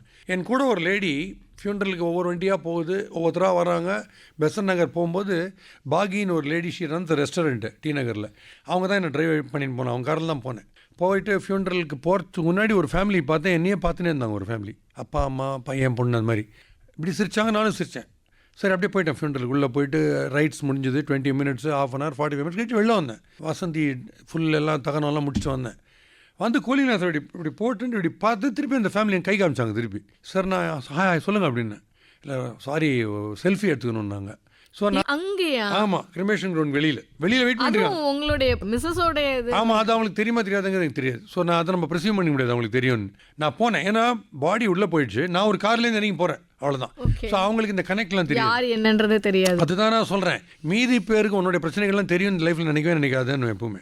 ஸோ இவங்க கேட்ட உடனே என்னென்ன ஒரே ஒரு செல்ஃபி உங்களோட எடுக்கணும், ரொம்ப பிடிக்கும் உங்கள் ப்ரோக்ராம்னாங்க. சரி வாங்க என்ன செல்ஃபி போஸ்ட் கொடுத்துட்டு போனாங்க. போன உடனே என் கூட வந்த லேடி கேட்டாங்க, நீங்கள் என்ன மனுஷனா என்ன நீ எப்படியா நீ போஸ்ட் கொடுத்த அப்படின்னு. நான் சொன்னேன், கடைசி 100 days வந்து வசந்தி சிரிச்சுன்னு கலகலப்பாக இருக்கணும், பிரச்சனையை மறக்கணும்னு சொல்லிட்டு நான் ஸ்டாண்டப் காமெடி டெய்லி 1 hour சிரிக்க வச்சுருக்கேன். வீட்டில் சிரிக்க வச்சுருக்கேன். பயங்கரமாக சிரிக்கிறா. இந்த கேரக்டர் மாதிரி நடிச்சு காமிப்பேன், இந்த இன்சிடென்ட் அது சினிமா கினிமா எல்லாத்தையும் நடிச்சு காமிப்பேன். ஸோ நம்மளால் ஆனது இது ஒன்று தான், ஒரே மெடிசன் இதுதான் பண்ண முடியும். அண்டு மெடிக்கல் ஃப்ராட்டர்னிட்டியே கவுத்துட்டாங்க, இனிமேல் ஒன்றுமே பண்ண முடியாதுன்ட்டாங்க. ஃபைனல் ஸ்டேஜ்ன்ட்டாங்க, காமிச்ச முதல் நாளே லாஸ்ட் ஸ்டேஜ்ன்ட்டாங்க. அப்போது என்னோட பெஸ்ட்டு நான் அங்கே பண்ணிட்டேன். இந்த ஃபேமிலிக்கு இனிமேல் என்னை வந்து எப்போ பார்ப்போன்றது எனக்கு தெரியாது, எனக்கும் தெரியாது. ஸோ அது வேறு இது வேறு. இப்போ நான் இதை பண்ணுறதுனால டிஸ்ரெஸ்பெக்டே கிடையாது என் ஒய்ஃபுக்கு. இது வேறு, அவள் புரிஞ்சுப்பா, அவளுக்கு தெரியும். அதனால் நான் இதை பண்ணேன். இதை பண்ணிவிட்டு அப்புறம் வீட்டில் போனேன், அழுது, அதெல்லாம் வேறு விஷயம். ஆனால் அதை நான் தனியாக தான் பண்ணுவேன். பப்ளிக்கு வந்து என் பிரச்சனை என்னன்னு தெரிய வேண்டிய அவசியமே கிடையாது. நான் யாருன்னு தெரியும். சில பேர்லாம் ஹர்ட் ஆவாங்க, என்ன நீ யாருன்னு கேட்டியான்னு செக்யூரிட்டிலாம். இங்கே ஒன்றுமே கிடையாது, நம்ம யாருமே கிடையாது, அவ்வளோதான். இது நம்ம சப்போஸ் என்னை வந்து நீங்கள் டாலாக நல்லா ப்ரெசென்டபுளாக இருக்கீங்க, ஹேண்ட்ஸம்மான்னு சில பேர் சொல்கிற ஃபேக்டை சொல்கிறேன். சார் இதுக்கெல்லாம் எனக்கு எந்த கிரெடிட்டும் கிடையாது சார். எங்கள் அப்பா அம்மா வந்து 80, 70 எங்கள் அப்பா அம்மா அவ்வளோ எங்கே அழகாக இருப்பாங்க. இது அங்கேருந்து போட்ட பிக்சர் சார். நீங்கள் ரைட்டிங் சூப்பராக எழுதுறீங்க, வேர்ட் பிளே அப்படின்வாங்க சார். எங்கள் அப்பா எடிட்டர் சார், இந்துவில், அங்கேருந்து வந்தது சார். நீங்கள் ஆர்குமெண்டேட்டிவ் சூப்பராக, ஐயோ அது தாத்தா லாயர் சார், அங்கேருந்து வந்து சார். நான் காலர் தூக்கி விட்டுக்கிறதே கிடையாது சார், எதுவுமே கிடையாது. நம்ம நினைக்கிறதுனால தான் இவ்வளோ ஜாலியாக இருக்கேன். அவ்வளோதான் விஷயம். ரெண்டே விஷயம், அதாவது எனக்குன்னு எதுவுமே இல்லை அப்படின்னு நினைக்கும் போது கண்டிப்பாக எல்லாத்தையும் தூக்கி தூர போட்டு ரொம்ப ஜாலியாக இருக்கலாம். இன்னொன்று சார் சொன்னதில் ரொம்ப முக்கியமான ஒரு விஷயம் என்ன அப்படின்னா, மகிழ்வித்து மகிழ்தல் அப்படின்றது உலகத்திலே ஒரு பெரிய விஷயம். எதுக்குமே அது வந்து ஈடு இணை இல்லாத ஒரு விஷயம். ஹியூமர் உங்களை என்னால அந்த ஃபேமிலி சந்தோஷமா இருக்குன்னு சொன்னா அதுக்காக என்னுடைய வசந்தியை கொஞ்சம் தள்ளி வைக்கிறதுக்கு நான் தயார். நீங்க சொன்னீங்க பாத்தீங்களா சார், எல்லாருக்குமே அந்த மனநிலை வராது. நான் இந்த எக்ஸ்ட்ரீம் எக்ஸாம்பிள் ஏன் சொல்றேன்னா, நீங்க சின்ன சின்ன விஷயத்துக்கெல்லாம் நான் இப்ப டிப்ரெஷன்ல இருக்கேன். இன்னைக்கு நிறைய பிள்ளைங்களுக்கு வந்து அது ஒரு தனியா லெசன் எடுக்க வேண்டிய ஒரு இதுவா இருக்கு. எங்கிட்ட வந்து நான் டிப்ரெஷன்ல இருக்கேன் யாராவது சொன்னா, நீங்க பே ஆஃப் பெங்காலான்னு கேட்பேன். எங்களுக்கு வராதா சோகம்? நாங்கள் என்ன டெய்லி ரோஜா பூ வச்சுன்னு சமந்தாவோட டூயட்டா பாடுறோன்னு கேட்பேன். இல்லை எல்லாருக்கும் ப்ராப்ளம் இருக்கு. நான் அதை சொல்லிட்டே இருக்காதீங்க. நீ ப்ராப்ளம் சொல்லிட்டே இருக்காதீங்க. நீங்கள் யாருக்கு இல்லை, எல்லாருக்கும் இருக்கு. அதை நீங்கள் தாண்டவே முடியாது. ஃபீட் பிரேக்கர் மாதிரி வந்துட்டே இருக்கும். அதை எப்படி தாண்டுறீங்கன்னா கலகலப்பாக இருந்தால் தான் முடியும், இல்லைன்னா வேறு வழி கிடையாது. Super sir. இப்போ நாங்கள் இதே ஆல் இண்டியா ரேடியோவுக்கு வரும்போது ஃபர்ஸ்ட் ட்ரைனிங் வரும்போது எங்களுடைய சீஃப் அனௌன்சர்ஸ், சீனியர் அனௌன்சர்ஸ் சொல்லுவாங்க, மிஸ்ஸஸ் சாந்தி தனியாச்சலம், அவங்க வந்து அடிக்கடி சொல்கிற விஷயம் என்னென்னா, எப்போ இந்த ஆல் இண்டியா ரேடியோ கேட் அந்த என்ட்ரன்ஸுக்கு வரீங்களோ வீட்டை மறந்துரு, எல்லாத்தையும் மறந்துரு. உன்னை நம்பி எத்தனையோ நேர்கள் வந்து உன்னுடைய நிகழ்ச்சிக்காக ரெடியாக இருக்கிறாங்க. இவங்க வந்தால் நான் 2 மணி நேரம் சந்தோஷமாக இருப்பேன் அப்படின்னு சொல்லி உன்னோட ப்ரோக்ராம் கேட்குறதுக்காக ரெடியாக இருக்காங்க. ஸோ உன்னோடைய பர்சனல் எல்லாத்தையும் மறந்துட்டு மைக் முன்னாடி உட்காரணும் அப்படின்னு சொல்லுவாங்க. இப்போ நீங்க சொல்லும் போது புரியுது. நீங்க கைட் பண்ணதை நாங்கெல்லாம் வந்து பல நேரங்கள்ல வந்து நாங்க அப்படியே ஒரு சின்னதா ஒரு பார் போட்டு தள்ளியும் வந்திருக்கிறோம், அது மீறி வந்திருக்கோம். பட் நீங்க அது மீறாம இன்னைக்கு வரைக்கும் நீங்க செயல்படுத்திட்டு நான் அது வந்து ஸ்டிக் ஆன் பண்ணுவேன். நான் எதுல நான் ப்ராக்டிஸ் பண்றேன்னு அதை மட்டும் தான் நான் அட்வைஸ் பண்ணுவேன். நான் வந்து சிகரெட் பிடிக்காதுன்னு என்னால் அட்வைஸ் பண்ண முடியும், பட் நல்ல ஹேர் ஸ்டைல் வச்சுக்கோ நான் அட்வைஸே பண்ண முடியாது. அதனால சார் இது நல்ல ஹேர் ஸ்டைல் சார், மாத்த வேண்டாத மாத்த முடியாத ஹேர் ஸ்டைலு, ஹேர்லெஸ் ஸ்டைலு. அதனால நான் என்ன காம்பிடென்ட்டோ, நீ தயவுசெய்து டயத்துக்கு போனா நான் கண்டிப்பா பங்க்சுவல் எனக்கு தெரியும். அதனால நான் டயத்துக்கு போகணும். ரெக்கார்டிங்க்கு வரதுக்கு எங்கேயான 2 நிமிஷம் இல்லைன்னா என் பையன் ஐயோ சீக்கிரம் போ வெயிட் பண்ணிட்டு போறாங்கன்னு. எனக்கு கேப்காரரோ இல்லை ஆட்டோக்காரரோ எனக்கு சொல்லிட்டேன்னா அவங்க வெயிட் பண்ணவே பிடிக்காது. நான் போய் கரெக்டாக ஏறி ஆகணும், எனக்கு டயத்துக்கு போய் ஆகணும். அது எங்கள் பேரண்ட்ஸ் தான் வந்தது. என்னால் லேட்டாக போகவே முடியாது. ஐ have to be on time. Super sir.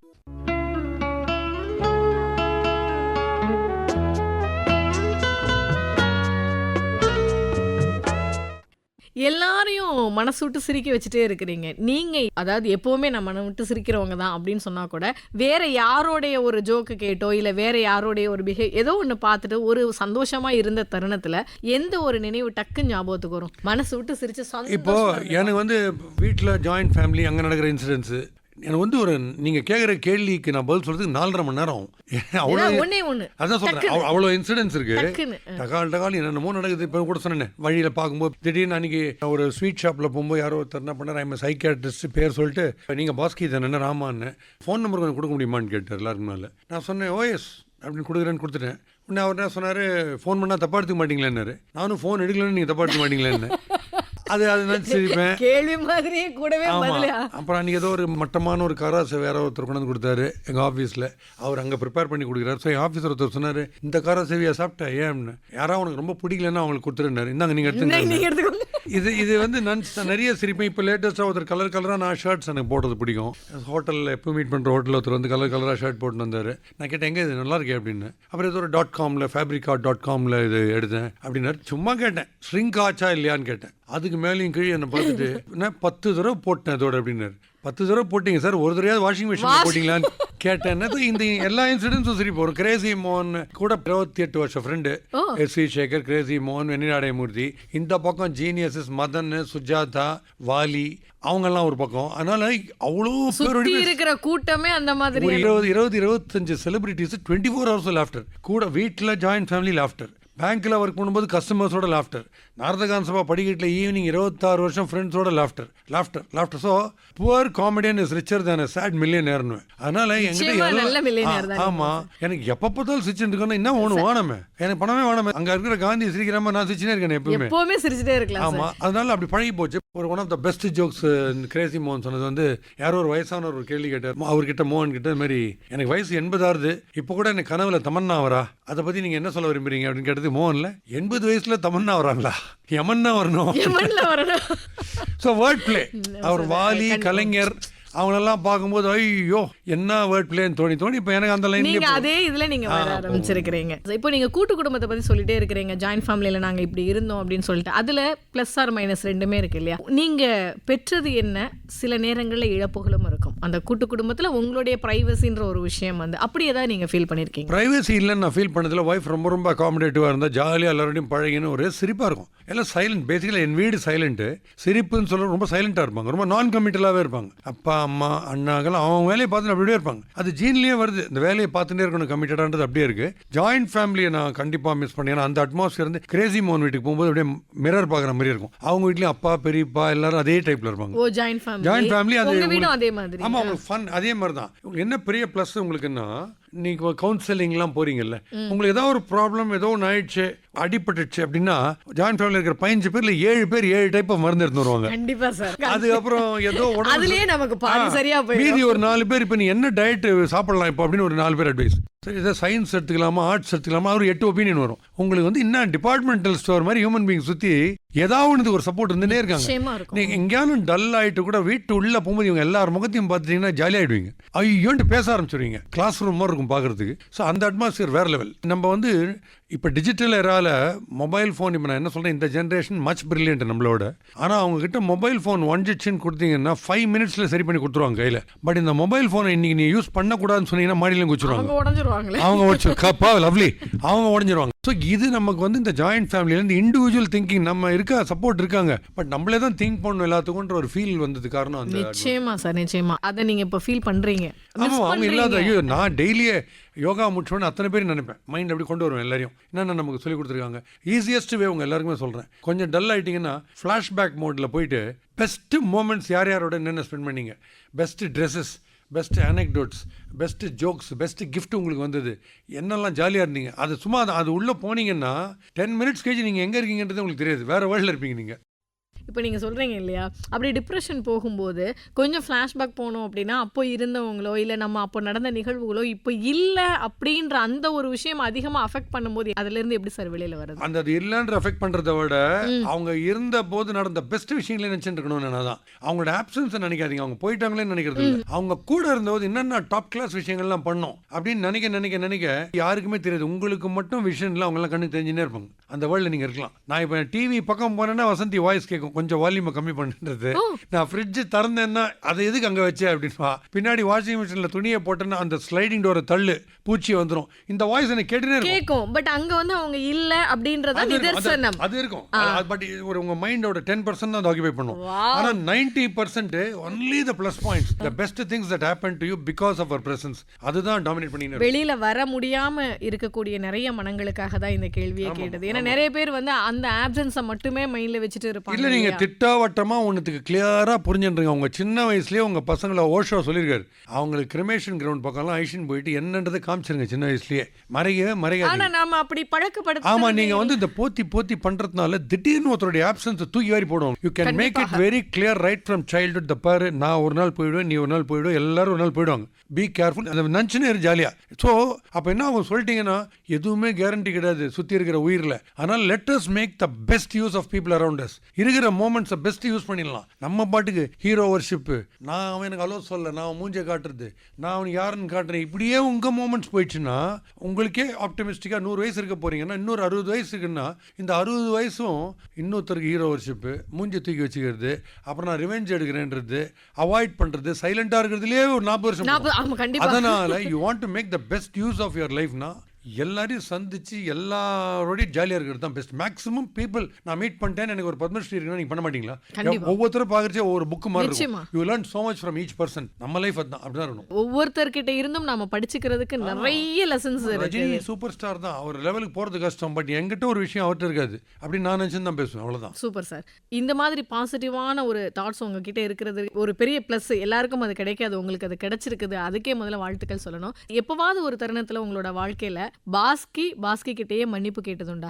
ஐயோ, நான் பண்ண சில பைத்தியகாரத்தனங்கள்லாம் நான் கேவலமாக ஃபீல் பண்ணுவேன்.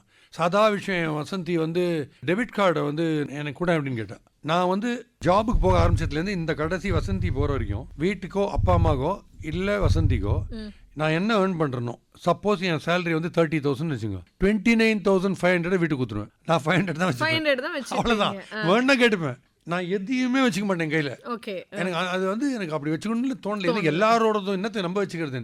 அப்படி இருக்கும்போது இந்த டெபிட் கார்டு என் பேரில் இருக்குல்ல, அந்த டெபிட் கார்டை யூஸ் பண்ணுறதுக்கு கேட்டா போய் ஷாப்பிங்னதை கேட்டது, உனக்கு என்ன வேணும் சொல்லு, நான் கேஷாக கொடுத்துட்றேன், கார்டு எது கேட்குறேன்னு கேட்டதை இன்னி வரைக்கும் டெய்லி ஃபீல் பண்ணி இது ஒரு விஷயமா, இந்த கார்டு ஒரு ஆஃப்டர் ஆல் ஒரு பிளாஸ்டிக்கு, இதை நம்ம வச்சுன்னு போய் அவகிட்ட கொடுக்காம இருந்தோமே நினச்சி கேவலமாக நினைப்பேன். என்னை பற்றி அந்த சைலண்ட் மோடில் வச்ச பாருங்க அன்றைக்கி ஃபோனை, பிரதர் ஃபோன் அன்றைக்கி, அதை நினச்சி கேவலப்படுவேன். ஸ்டூப்பிடாக சில இடத்துல இருந்தோமே அந்த இடம்லாம் அதெல்லாம் பண்ணிடவே கூடாது. ஆனால் அது ரொம்ப கம்மியாக தான் இருக்கும். ஏன்னா நிறைய விஷயங்கள் தெரிஞ்சவங்களுக்கு கான்டாக்ட்ஸை யூஸ் பண்ணி அட்மிஷன் வாங்கி கொடுக்கறது, ஜாப்க்கு ரெக்கமெண்ட் பண்ணுறது, இதெல்லாம் ஏகப்பட்டது 100 கணக்கில் பண்ணியிருக்கிறதுனால இந்த கம்மியாக நம்ம சீப்பாக நடந்துட்டோமே நினைக்கிறேன் பாருங்க. அது இருக்கும், அந்த கில்ட் இருக்கும். இருந்தாலும் பரவாயில்லையே, நம்ம வந்து இருந்தாலும் நம்ம பெஸ்ட் நிறைய பண்ணிட்டோமே, நானே வெளில வந்துடுவேன். அப்படி வெளியில வந்துருவீங்க. அதுதான் அந்த மன்னிச்சிட்டு திரும்ப வெளியில அதுக்கு நீங்க வந்து உண்மையிலேயே டூயிங் ஃபார் அதர்ஸ், எம்பத்தி.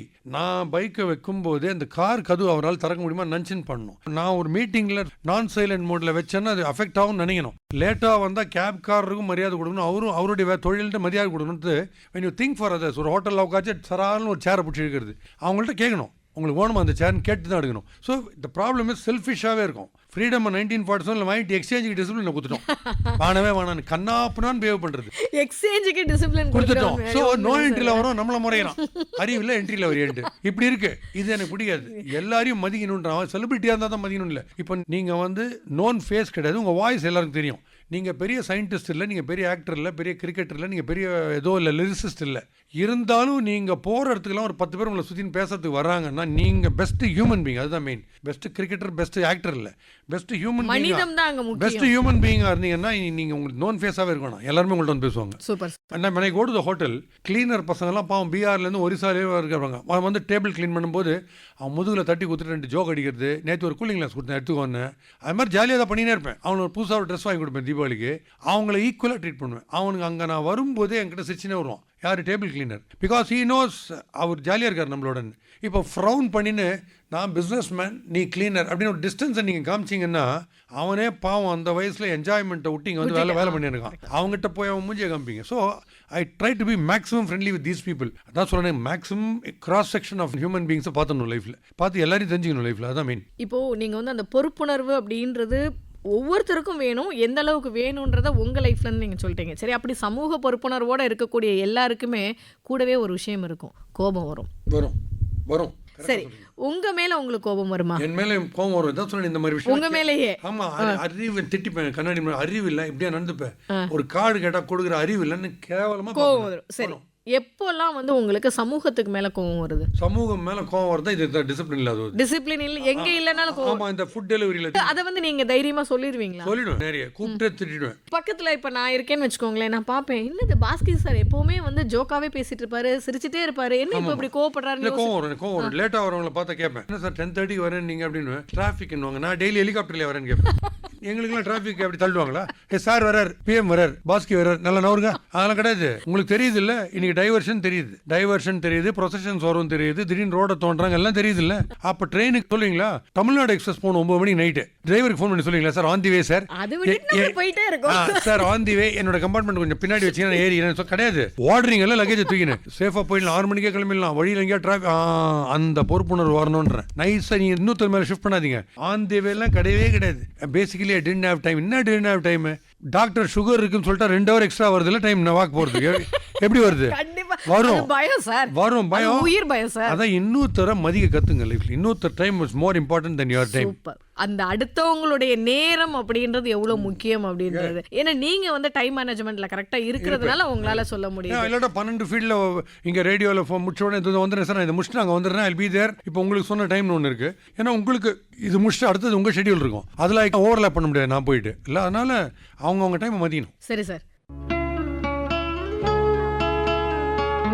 இணைந்திருக்கிறோம் நேர்களே. 102.3 விவத் பாரதி தமிழ் பண்பலை, மனங்களில் என்றென்றும் முழுமையான கொண்டாட்டம். எனக்குள் நான் பன்முக திறனாளரான பாஸ்கி அவர்களின் தேடல் பயணத்தின் தெவிட்டா நினைவுகள் தொடர்கிறது நேர்களே வானலைகளில். பேசிக்கிட்டே இருக்கிறது வந்து எவ்வளோ ஒரு என்ன சொல்றது எனர்ஜெட்டிக் அப்படின்றத உங்ககிட்ட பேசிட்டு இருக்கும்போது எனக்கு புரியுது. ஆனா மௌனமும் அதே மாதிரி ஈக்குவல் எனர்ஜெட்டிக் இல்லையா? உங்களுக்கு மௌனம் பிடிக்குமா? பிடிக்கும். எப்போல்லாம் மௌனமா இருக்கும்?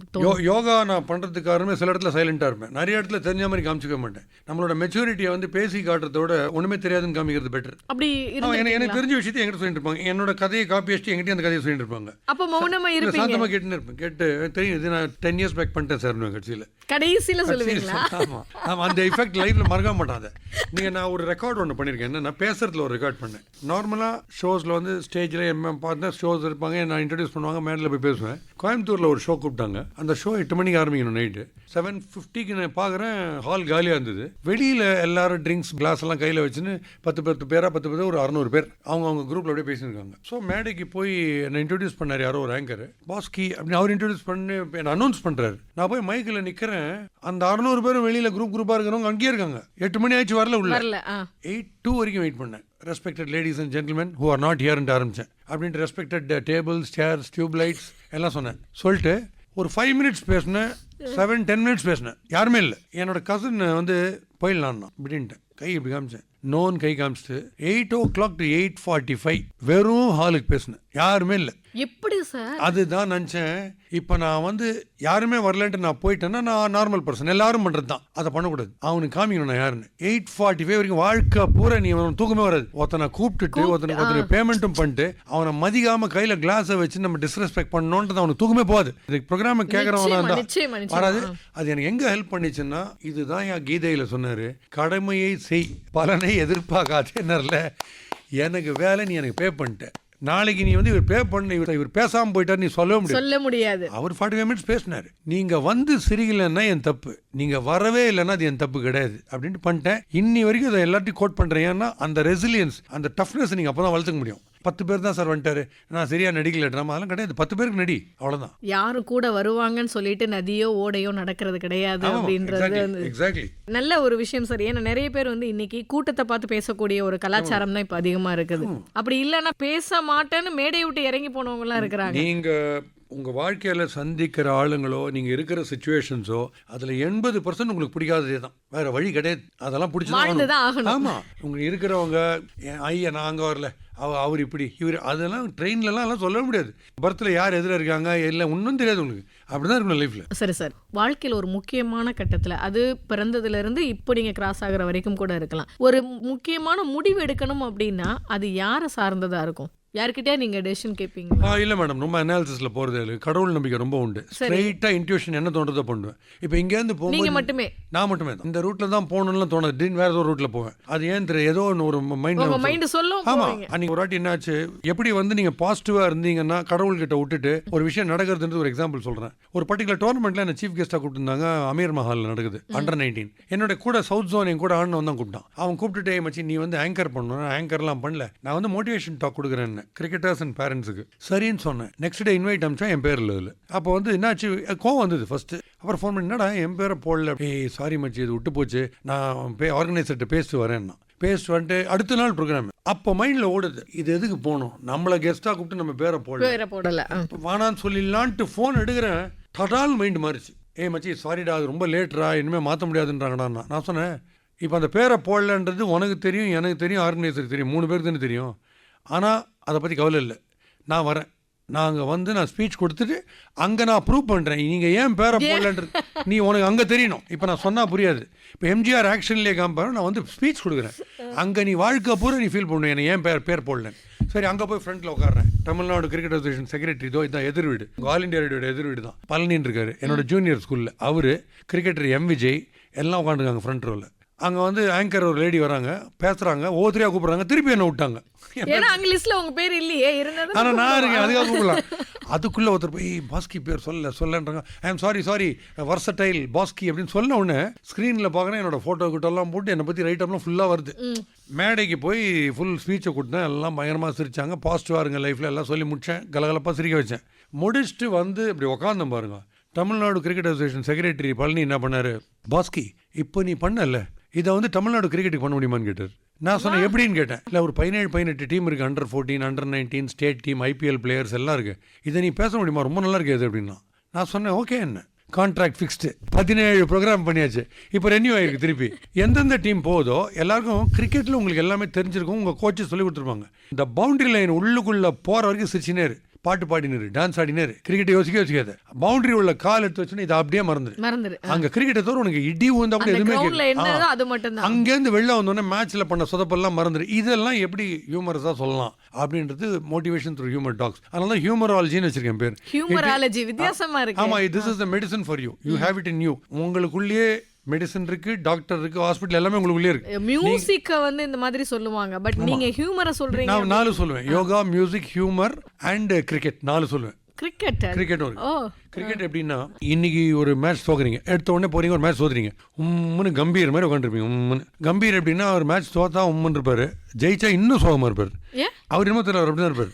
அது என்னமோ அவரோட டைப் தான். ஃபர்ஸ்ட் மேட்ச் தோத்த உடனே உம்முன்னு இருப்பீங்க. நெக்ஸ்ட் ஒரு மேட்ச் ஜெயிச்ச உடனே விராட் கோலி மாதிரி அப்படியே நரம்பு பொடிச்சுக்கிற மாதிரி குதிப்பீங்க. 3வது நாள் திருப்பி தோத்தீங்கன்னா டல் ஆவீங்க. இப்படி பண்ணி என்ன ஆகும், ஒரு 2-3 மந்த்ஸ் கழிச்சு உங்களுக்கே தோணும், அது கொஞ்சம் கொஞ்சமா குறையும் அந்த இன்டென்சிட்டி. நீங்க குதிக்கிறதும் சோகமாறதும் குறைஞ்சினே வரும். ஏன்னா இது காமன் ஆயினே வரும். இவ்வளவுதான்ப்பா ஆஹா இசிஜி மாதிரி இப்படி வர வர அப்புறம் இல்லை வின்னிங் அண்ட் லூசிங் காமனாக வரப்போகிறது, இது லைஃப் லாங் வரதான் போகிறதுன்னு தெரிஞ்ச உடனே இந்த குதிச்சிங்களே அதையும் இந்த சோகமானது எடுத்துனீங்கன்னா இது அப்படியே லைஃபுக்கு அப்ளை பண்ணிங்கன்னா ஒரு நாளைக்கு கிரக பிரவேசம், ஒரு நாளைக்கு பர்த்டே செலிப்ரேஷன், ஒரு மேரேஜ், ஒரு லவ் கிளிக் ஆச்சு, இப்படி போயிட்டு இருக்கும். இதெல்லாம் மேட்ச் ஜெயிக்கிற மாதிரி. இன்னொரு நாள் ஒரு ஆக்சிடென்ட்டு, ஒரு டெத்து, ஒரு loss of property, business loss, இதெல்லாம் மேட்ச் தோகிற மாதிரி. இந்த மைண்ட் எப்படி கூல் ஆச்சோ இந்த மைண்ட் அப்படியே அங்கே வந்துடும். இது மேட்ச் ஜெயித்தோம், நாளைக்கு மேட்ச் தோற்றோம் வந்தவுடனே லெவல் ஆகி தோனி மாதிரி ஆகிடுவீங்க கூலாக. ஸோ இது கிரிக்கெட் அவ்வளோ ஹெல்ப் பண்ணுது நேரம் உங்களுக்கு. ஸ்போர்ட்ஸில் இன்வால்வ் ஆனாலே பார்த்தாலே ஆடணும்னு இல்லை. அது எனி ஸ்போர்ட்ஸ் ஆறு. ஆமா இப்போ நீங்க பாருங்க சிஎஸ்கே ஃபேன்ஸ் அப்படி முன்னா ஏறாங்க தோத்தா, ஜெயிச்சா ஆயே தலைவா ஜெயிச்சிட்டோம். அது வந்து ஒரு ஸ்டேஜ்க்கு அப்புறம் கொண்டாட்டம் தான் அது.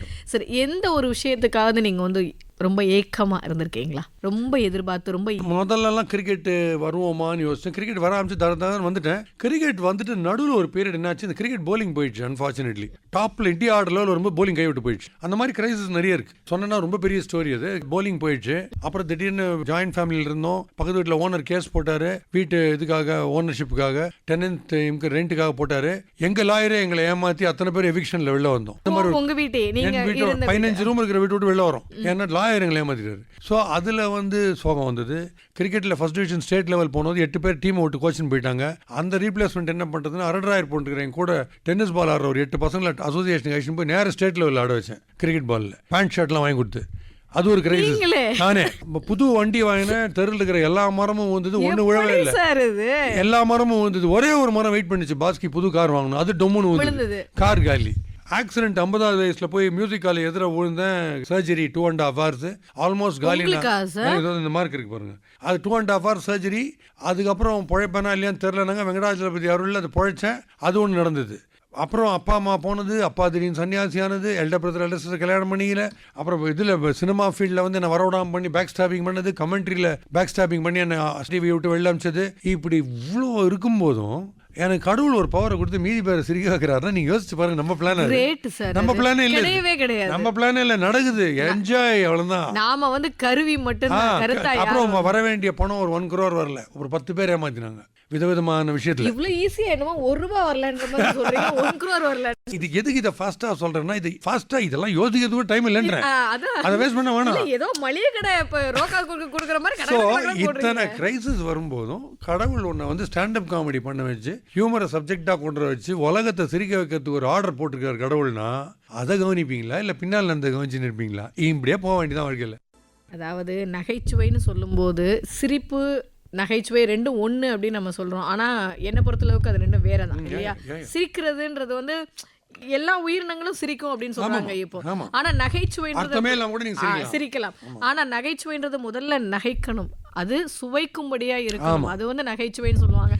அப்படி நிறைய விஷயங்களை நீங்க கொடுக்கறதுக்காகவே கடவுள் என்னை இப்படி படைச்சிருக்கிறாரு அப்படின்னு அங்கேயும் ஒரு பாசிட்டிவ் தாட்ஸை வந்து நீங்க கொடுத்துட்டு போறீங்க. எனக்கு இப்போ இது நடந்தே தீரும். எங்கள் அம்மாவுக்கு வந்து கோமாவில் ஸ்டேஜில் வந்தாங்க. பட் வந்து ஒரு கோமா ஸ்டேஜில் வந்தபோது ஒரு ட்ரீட்மெண்ட்டுக்கு வெள்ளூருக்கு ஐஷன் போனேன். 10 வாட்டி ஐஷன் போனேன், பழிச்சிட்டாங்க. 15 வருஷம் எக்ஸ்டெண்டட் லைஃப். திருப்பி அதே சிம்டம்ஸ் வந்து 15 years கழிச்சு போயிட்டாங்க. பட் ஒய்ஃபை காமிச்சு அன்றைக்கே ஆல்மோஸ்ட் ஓவர்ன்ட்டாங்க. நீங்கள் வேற யார்ட்டியாக காமிச்சிருந்தா ஏர்லியாக காமிச்சு, அந்த ஏர்லியாக காமிக்கலான்றது மேலே டிவைன் ஸ்கிரிப்டில் இருக்கணும், இல்லைன்னா நடக்காது. எதுவுமே நம்மளுக்கு இல்லைன்றனால ஜாலியாக பேசிட்டு இருக்கோம் கூட.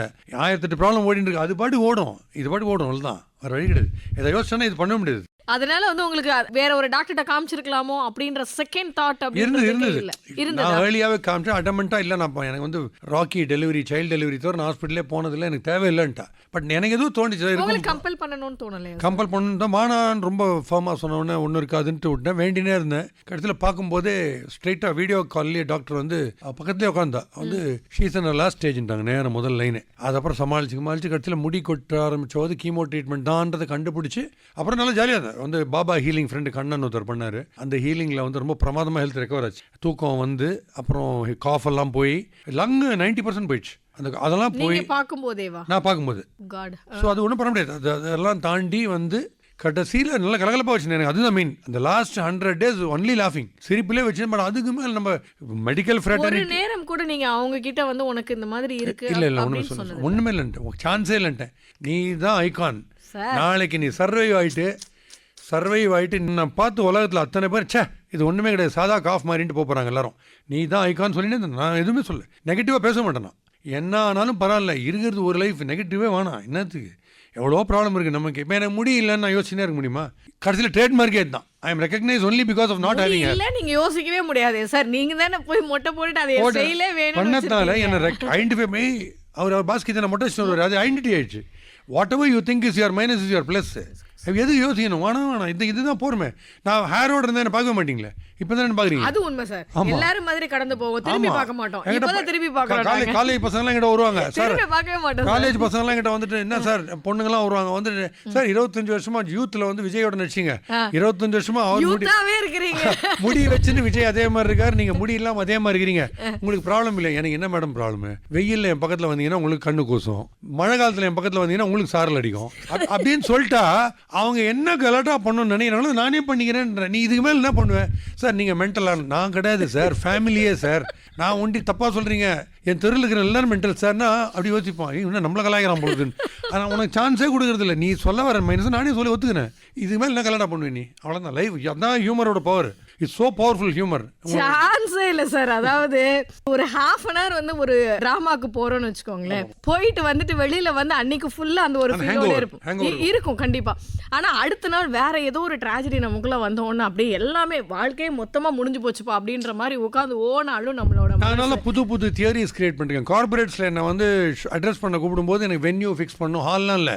இப்போ இதுதான் ஆஃபீஸ் டிபார்ட்மெண்ட்னா அங்கேயே வந்து மைக்கில் அப்படியே பேசுவேன். சார் இந்த இடத்துல ஒரு கேள்வி. நீங்க நிறைய அந்த மாதிரியான கார்பரேட் இதுக்கெல்லாம் போறீங்க இல்லையா, மோட்டிவேஷனல் இதுக்கு, அங்க நீங்க பார்க்கக்கூடிய ஒரு காமனா இருக்கக்கூடிய ப்ராப்ளமா இப்போ என்ன பார்க்குறீங்க சார்? ஸ்ட்ரெஸ்ஸுன்னுவாங்க. எப்போ கேட்டால் தான் சொல்கிறேன், ஸோ ஸ்ட்ரெஸ், இப்படியே கவலையாக இருப்பாங்க வாழ்க்கையில். அதாவது டெரரிசம்க்கு நான் தான் மருந்து, இல்லை எய்ட்ஸுக்கு நான் தான் மருந்து கண்டுபிடிக்கணுன்ற மாதிரி சோகமாகவே இருப்பாங்க. அவங்கள்ட்ட போயிட்டு வேஸ்ட் பண்ணியிருக்காங்க லைஃபை. ஒரு லைஃப் தான், எந்த மூமெண்ட் இன்னும் ஆகும். அதுக்கான ரெஸ்பான்ஸ் எப்படி இருக்குது சார்? ரொம்ப ஹாப்பியாக இருப்பாங்க பேசி முடிச்சோடனே. அதாவது என்ன சொல்லுவேன், ஷோ ஆரம்பிக்கிறதுக்கு முன்னாடி ஒரு 1 minute டைம் தரேன். உங்களுக்கு இருக்கிற எல்லா பிரச்சனையும் மைண்டில் ஓட விடுங்க. இப்போ 2 minutes கழிச்சு என் டாக் ஆரம்பிக்கிறேன். டாக் முடிச்ச அப்புறம் அந்த 2 minutes முதல்ல யோசிச்சிங்களே, அது மறந்துச்சு டோட்டலானா நான் மோட்டிவேட் பண்ணிட்டேன்னு அர்த்தம். என் டாக் முடிஞ்சப்புறமும் அந்த 2 minutes ஞாபகம் இருந்தால் நம்ம எல்லாருமே சேர்ந்து ஒரு சைக்காட்ரிஸ்ட்டை போகலாம் வாங்க அப்படின்னு சொல்லிட்டு தான் ஆரம்பிப்பேன். ஸோ இதில் வந்து கிளியராக ஒன்று சொல்லுவேன், இன்னைக்கு கண்ணு முழிச்சிங்கன்னா கிஃப்ட், நாளைக்கு கண்ணு முழிச்சிங்கன்னா போனஸ். அது தெரிஞ்சுக்கோங்க ஃபர்ஸ்ட். இந்த போன பர்த்தில் நான் என்னவா இருந்தேன், அடுத்த பர்த்தில் நான் என்னவா, போன பிரெத்து உனக்கு இருந்ததே பெரிய விஷயம், அடுத்த பிரெத்து உங்ககிட்ட இருக்க போகிறதுன்றது அதோட பெரிய விஷயம். அதனால் இதெல்லாம் யோசிக்காத. பைத்தியக்காரனோட சந்தோஷமானவன் எவனுமே கிடையாது. நீ யோசிக்காதேன்றேன். என்ன வருதோ பண்ணு, அவ்வளோதான். வீட்டை விட்டு வெளில கிளம்புறீங்க, ஆஃபீஸ் கிளம்புறீங்க, திடீர்னு நான் கிளம்பும்போது கதவுல சாத்திப்பேன், படிக்கட்டில் தடிக்க விழுவேன், வெளில காலை எடுத்து வைக்கச்சு என் 2 காலுக்கு நடுவில் ஒரு ஆட்டோ ரிக்ஷா போகும், ஒரு நாய் துரத்தும், ஒரு காக்கா அசிங்கம் பண்ணும், அங்கங்கே என்ன இருக்கோ அதுக்கு ஏற்ற மாதிரி பண்ணி தான் போவேன். தவிர இது எனக்கு ஸ்கிரிப்டே கிடையாது. கருத்தால் என்னென்ன நடக்க போகிறதுன்னு எது யோசிக்கணுன்ற நடந்துட்டு போட்டோம், அவ்வளோதான். சுனாமி வந்துச்சுன்னா பயப்படலாம், நானும் பயப்படுவேன். சுனாமி வரும்னு பயப்பட முடியாது. அதுதான் சொல்கிறேன், confidence is your best talent. அப்போது சுனாமி வந்தபோது பயந்த அத்தனை பேரும் இன்னைக்கு அலையில போய் நின்று இருக்கீங்க. வாட்ஸ்அப்பில் சுனாமி சொல்லிட்டா இனிமேல் நான் உங்கள் ஏரியாக்கே வரமாட்டேன் மேடம், நான் அந்த பக்கம் போகிறேன், இவர் சார்ஜென்ட் யூட்டர்ன் போட்டிருக்காரு, நான் ஸ்ரீலங்கா பக்கம் போகிற சொல்ல, நீ தைரியமாக போகிற, வந்தா பார்த்துக்கலாம். நான் கான்ஃபிடன்ஸ் தான் டேலண்ட்டு. பெரிய நீ நான் அப்படியே டாலாக இருக்கணும், அழகாக இருக்கணும், எனக்கு இந்த ஒன்றுமே கிடையாது, நான் பண்ணுறேன் அப்படின்ட்டிங்கன்னா அதான் டேலண்ட், பெஸ்ட் டேலண்ட்டு. தோனி தான் பெஸ்ட்டு. தோனி டெக்னிக்கலி பார்த்தீங்கன்னா டெண்டுல்கர் 100 செஞ்சுரி அடிச்சிருக்காரு. தோனி உள்ளே வரும்போது அவர் ஆடுறதை பார்த்தீங்கன்னா இப்படி ஆடுறாருன்னு நினைப்பீங்க. அதே போலர் 20வது ஓவர் போட்டு கட்சி ஓவர்னா மௌன நீயா நானா 5 6 கிரவுண்ட் விட்டு வெளில, அதுதான் தோனி. நீங்கள் எடுத்துக்கணும். Confidence is your best talent. நீங்கள் காம்ப்ளெக்ஸே வச்சுக்காதீங்க, நீங்கள் தான் பிஸ்தான் நினச்சின்னு போனவள் தான். நம்பிக்கை வந்து எந்த அளவுக்கு வாழ்க்கையில் ஒரு குழந்தையில இருந்து கடைசி நம்மளுடைய தருணம் வரைக்கும் வேணும் அப்படின்னு சொல்றீங்க. இணைந்திருக்கிறோம் நேர்களே, இது 102.3 பவத் பாரதி தமிழ் பண்பலையின் எனக்குள் நான், தன்னை தனக்குள் தேடும் தருணமாய். நிறைய செய்திகள், அதாவது ரொம்ப சீரியஸாக போகக்கூடிய விஷயங்களை கூட வந்து நீங்கள் ரொம்ப ஒரு நகைச்சுவை உணர்வோடு நீங்கள் சொல்கிற செய்திகளை எல்லாம் கேட்டுட்ருக்கோம். அதில் நகைச்சுவை மட்டும் இல்லாமல் நிறைய விஷயங்கள் எங்களை யோசிக்க வைக்குது. ஒரு மனிதருக்குள்ளே இத்தனை முகங்கள் இருக்குமா, அத்தனையும் தாண்டி மகிழ்வித்து மகிழ்தல் தான் கலை அப்படின்ற மாதிரி எல்லாருக்காகவும் நான் அப்படின்ற ஒரு இதில் அந்த எனக்குள் நானை பல நேரங்களில் நீங்கள் உள்முகமாகவே பார்த்துட்ருக்கீங்க அப்படின்றதையும் உங்களுடைய பதில் மூலமாக தெரிஞ்சிட்ருக்கோம். இது ஒரு பக்கம் இருக்கட்டும் சார். இன்றைக்கி எங்களுடைய விவத் பாரதி ஸ்டுடியோவில் நான் கேள்வி கேட்க நீங்கள் பதில் சொல்லிகிட்டு இருக்கீங்க சார். ஆனால் உங்களுடைய அனுபவத்தில் பார்த்தீங்க அப்படின்னு சொன்னால் டிவி நிகழ்ச்சிகள்லேயும் சரி, ரேடியோ நிகழ்ச்சிகள்லேயும் சரி, நிறைய ஆளுமைகள், பல்வேறு பிரிவுகளை சேர்ந்த பல துறைகள்ல இருந்து வந்த ஆளுமைகளை வந்து நீங்கள் நேர்காணல் பண்ண அனுபவம் உங்களுக்கு இருக்குது. எனக்கு அந்த லிஸ்டெல்லாம் பார்க்கும்போது ரொம்ப பிரமிப்பாக இருந்துச்சு. நான் உங்ககிட்ட பார்த்து பிரமித்தது அது. ஆனால் என்னோட கேள்வி இப்போ என்னென்னா, அத்தனை ஆளுமைகளை பார்த்துருக்கீங்க. ஆனால் சட்டுன்னு கேட்கும்போது எந்த ஒரு ஆளுமையுடைய சந்திப்பு, அதாவது இந்த மாதிரி கேள்வி பதில் நிகழ்ச்சியில் நீங்கள் சந்தித்தவங்களில் யாரை நினைக்கும் போது இப்போவும் உங்களுக்கு பிரமிப்பாக இருக்குது? கேட்ட உடனே பதில் சொல்கிற மாதிரி அப்படின்னு சொன்னால் யாருடைய அந்த சந்திப்பு உங்கள் நினைவில் இருக்கும் சார்? எஸ்பிபியோட பண்ண இன்டர்வியூ வந்து அது ரியல் ஸ்டோரி, அது ஷார்ட் ஸ்டோரி எடுக்கலாம். அதில் ஃபஸ்ட்டு ஒரு ஸ்பீச் கொடுத்தேன். எஸ்பிபி கெஸ்ட்டாக இருக்கும்போது என் ஃப்ரெண்டு ஸ்ரீராமுடைய சிங்கிங், அவன் சிங்கரு, அவனுடைய கான்சர்ட்டுக்கு அவர் சீஃப் கெஸ்ட்டாக வந்தது என்னை கூப்பிட்டுருந்தாங்க பேசுகிறதுக்கு. ஸ்பீச் கொடுத்தபோது அவருக்கு எஸ்பிபிக்கு ரொம்ப பிடிச்சிது. அவர் பிடிச்சிட்டு என்ன பண்ணார், என் ஃப்ரெண்டு சிங்கர் ஸ்ரீனிவாஸ் இருக்கார்ல, அவர்கிட்டே அவன் அம்மாலாம் பேசினான். அவன் அப்படி நம்பர் அவர் கேட்கல, நான் கேட்டேன் ஸ்ரீனிவாஸ்கிட்ட. அவர்கிட்ட எனக்கு எப்படியாவது ஒரு இன்டர்வியூ எடுக்கணும்னு ஆசை, கொஞ்சம் நம்பர் கொடுன்ட்டு அவர் நம்பருக்கு ஒரு மெசேஜ் அனுப்பிச்சேன். இது மாதிரி இன்னும் 2 இயர்ஸ் கழிச்சு நீங்கள் பிஸியாக இருந்து 2 இயர்ஸ் கழிச்சு நீங்கள் எனக்கு இன்டர்வியூ கொடுத்தாலும் பரவாயில்ல, பட் என்னைக்கு அந்த 2 இயர்ஸ் கழிச்சுன்ற டேட்டை சொல்லுங்கள், நான் பிளாக் பண்ணிக்கிறேன்னு சொன்னேன். No I am just going abroad, touring abroad, once I come back to Chennai I meet யூனர் வந்தார். அப்புறம் என்ன பண்ணேன், நம்ம ஜோக்ஸ் எல்லாம் சின்ன டெய்லி ரெஸ்பாண்ட் பண்ணுவார். This is good, this is மொக்கை, திஸ் இஸ் மொட்டைன்லாம் போயிரு. ஓ, உங்களுடைய ஜோக்கெல்லாம் அப்படி அனுப்பிச்சவர் திடீர்னு என்னப்பா இப்படியே பேசினே போயிருந்தது. 8 மாதம் ஆச்சு. 2016 ஒரு நாள் என்ன பண்ணேன், சார் எனக்கு பிரிண்டட் ஷர்ட்ஸ் ரொம்ப பிடிக்கும், நான் ஒரு பிரிண்டட் ஷர்ட் வாங்கியிருக்கேன், அது நீங்கள் என்றைக்கு உங்களை நான் மீட் பண்ணுறேன்னு அன்றைக்கி தான் சார் நான் போடுவேன், அது வரைக்கும் நான் அதை போட போகிறது இல்லைன்னு. திடீர்னு ஒரு phone message, hey Bhaski, how about this Thursday 10:30? Sure அப்படின்ட்டேன். அப்படி எகிரி குதிச்சிட்டீங்க? எகிரி குதிச்சிட்டேன். 10:30 போயிட்டு 10:10 எல்லாம் செட் பண்ணிட்டேன் எக்யூப்மெண்ட்லாம் பாஸ்கி டிவிக்காக. அப்படி ஃபோன் பேசினே இப்படி வந்தார். என்ன பாஸ்கி இப்படி ஒரு பங்க்சுவாலிட்டின்னாரு. இல்லை உங்கள் டைம் வேல்யூ ஆச்சு என்ன, ஏன் உன் டைம் வேல்யூ இல்லையான்னாரு. இல்லை எந்த உங்களதோட வேல்யூன்னு. ஐயோ அப்போ நான் ரெடி பண்ண இன்டர்வியூக்குன்னாரு. உடனே உட்காந்தாரு. 10:30 ஆரம்பிச்சது, 1 o'clock வரைக்கும் ஒரே டேக்கில் போச்சு. No reference, nothing, no preparation, எதுவுமே இல்லை. சும்மா சேட்டு போயின்னு இருக்கு. 2.5 hours போச்சு சேட்டு. முடிஞ்ச உடனே முடிச்சுட்டு தேங்க்யூ சார்ன்ட்டு வரேன். வெளியில் ரோடு வரையும் ஓடிடுறாரு. ஹே Bhaski, there is one song that never made its way into அடிமை பெண். You want to record it? It was later on sung by TMS. ஐயோ அப்படின்னு திருப்பி வந்து எல்லா எக்யூப்மெண்ட்டையும் திருப்பி அசம்பிள் பண்ணிட்டு அந்த பாட்டை பாடினார். வீரத்திலே கவி எழுதியதோ ஒரு பாட்டு பாடி முடிச்சார். சார் தேங்க்யூ சார்ன்ட்டு வீட்டுக்கு வந்துட்டேன். வீட்டுக்கு வரேன், ஒரு 25 ஆடியோ திருப்பி மொபைலில் அவர் அனுப்பியிருக்காரு. மிமிக்ரி பண்ணுறாரு, விசில் அடிக்கிறாரு, மெட்ராஸ் பாஷை பேசுகிறாரு, என்னென்னமோ பண்ணி என்னென்னமோ. அப்புறம் கடைசியில் ஃபோன் வச்சுட்டு, இனிமே என்னை பார்க்க வருவேன், இனிமே எஸ்பிபியை பார்க்கணும்னு ஆசைப்படுவேன் அப்படின்னு சிரிப்பு சிரிப்பு சிரிப்பு. அது இன்டர்வியூவா, அவர் சிங்கரா, மிமிக்ரி ஆர்டிஸ்டா, ஆக்டரா, மோனோ ஆக்டிங் பண்ணுறவரா, விசிலிங் அடிக்கிறவரா, கம்போசரா, என்னன்னு எனக்கு தெரியல. ஒரு ஸ்டாண்டப் காமெடியோட ஒரு 2.5 hours பேசின மாதிரி இருந்தது. ஒரு ஃபீல் ஃபீல். அதில் எஸ்பிபி கிட்ட ரொம்ப ரொம்ப கிரேட்டான குவாலிட்டி நான் பார்த்ததுல, நீங்கள் போனாலும் சரி யார் போனாலும் சரி, வித்தின் 5 minutes அவர் ஒரு ஃபீல் உங்களுக்கு கொடுப்பாரு. அவர் உங்களுக்கு ஃபேன் மாதிரி ஒரு ஃபீல் கொடுப்பாரு. அது எப்படி எல்லா செலிபிரிட்டியாலையும் அது முடியாது. 50,000 பாட்டை பாடினவர் எப்படி இருக்காரு.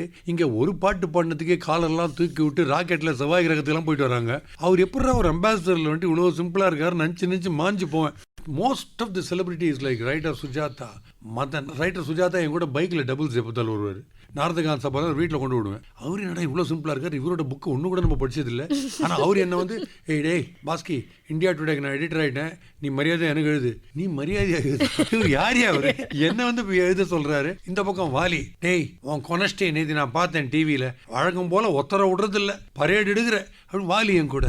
வெண்ணிராடை Moorthy, you are a genius, I want you to tell me how my performance was. அவர் நாகேஷ், பாஸ்கி இந்த ஸ்கிரிப்ட் இப்போ நான் உனக்கு நடிச்சு காட்டுறேன், இதை நான் நடித்தா எப்படி இருக்குன்னு ஒரு வாட்டி எழுது. அவர் இப்படி கிரேசி மோகன், பாஸ்கி சொன்னா கேளு, ட்ராமா எழுது.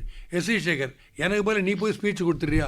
வைஜி மகேந்திரன், நீ எழுதுறதுலேயே ஒரு 60% டெரிஃபிக். அவர் இவ்வளோ பேர் எதுக்கு நான் நம்மகிட்ட பேசி இப்படி எல்லாரோட இதுவும் கிடைச்சதுக்கு எது சார் காரணமாக இருக்கும்னு நினைக்கிறேன்? கடவுள், வேற எதுவுமே கிடையாது. கடவுள் தான். என்கிட்ட கேட்பாங்க, கடவுள்ரா கண்ணில் காட்ட முடியுமா? தம்பி, கோவிடை கூட என்னால் கண்ணில் காட்ட முடியாது, எதுக்கு போட்டுக்கிற மாஸ்க்கு? அது கண்ணில் தெரிஞ்சப்பறம் போட்டுக்காத.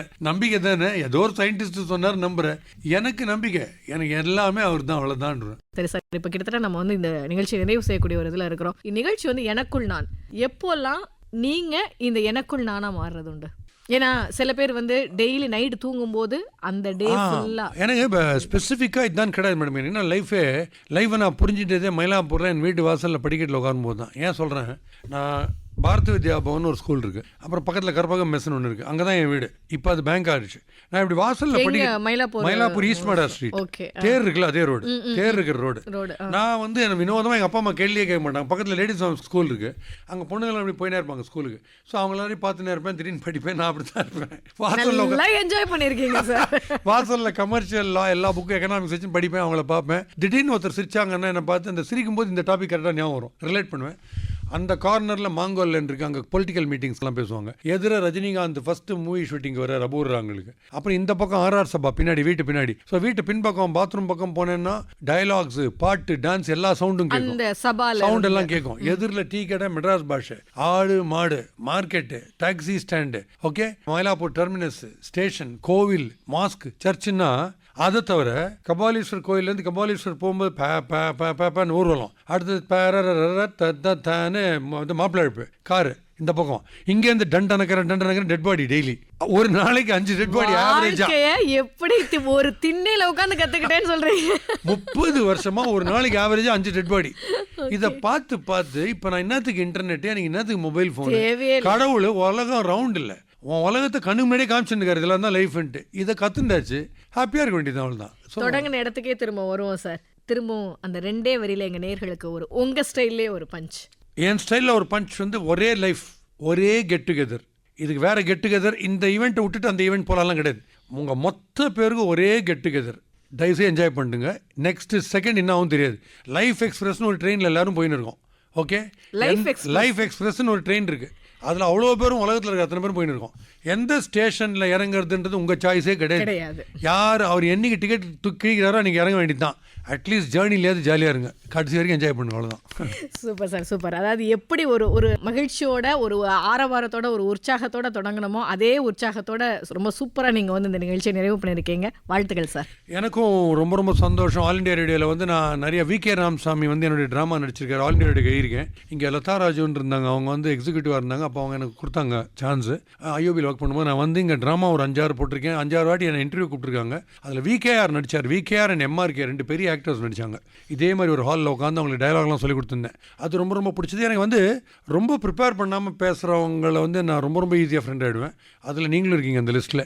ஏன்னா நீங்கள் வந்து எதுவுமே பிளான்லாம் பண்ண மாதிரியே தெரில, அப்பப்போ 2 பேச வந்துட்டே இருக்கேன் சார். ஸோ நீங்கள் வந்து ரொம்ப கேஷுவலாக இது வந்து ஒருத்தர் மீட் பண்ணோம், ஒருத்தர் கெஸ்ட்டாக வந்திருக்காரு, காலிங் பெல் வச்சு வீட்டுள்ள வந்திருக்காரு, எப்படி பேசுவோம் அந்த மாதிரி பேசி ஒரு ப்ரோக்ராம் ஃபீலே எனக்கு வரல. Super sir. But at the same time personal life வந்து எவ்வளோ பெனிஃபிட்டாக இருக்கும் பீப்புளுக்கும், அது இருக்கட்டும். பட் எதுவுமே நம்ம வந்து நினச்சிடாதீங்க, நம்ம எதுவுமே கிடையாது. அண்ட் நம்ம யாருக்கும் மேலே இல்லை, யாருக்கு கீழும் இல்லை. நடக்கிற விஷயம் நடந்தே தீரும். நான் விஐபி ஆலியே தோனி, ரஜினிகாந்த், இளையராஜா, எஸ்பிபி இவங்கெல்லாம் தே ஆர் சம்படி டுடேன்னா அந்த அத்தனை சம்படியும் ஒரு நாளைக்கு நோபடியாக தான் இருந்தாங்க. ஆனால் அவங்க திடீர்னு சம்படி ஆகிட்டாங்க. ஸோ இன்றைக்கி இருக்கிற நீங்கள் நோபடியாக இருக்கிற நீங்கள் திடீர்னு சம்படி ஆவீங்க. ஸோ லைஃப்பில் அதை நினச்சினே இருங்க போகிறோம். Super sir, thank you.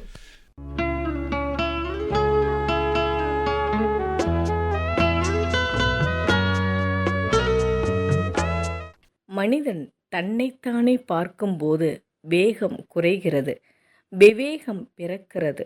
தன்னில் இருந்து தன்னை பிரித்து தானே காண்பது என்பது ஓர் அற்புதமான கலை, ஒரு அரிய கலை என்றும் சொல்லுவார்கள்.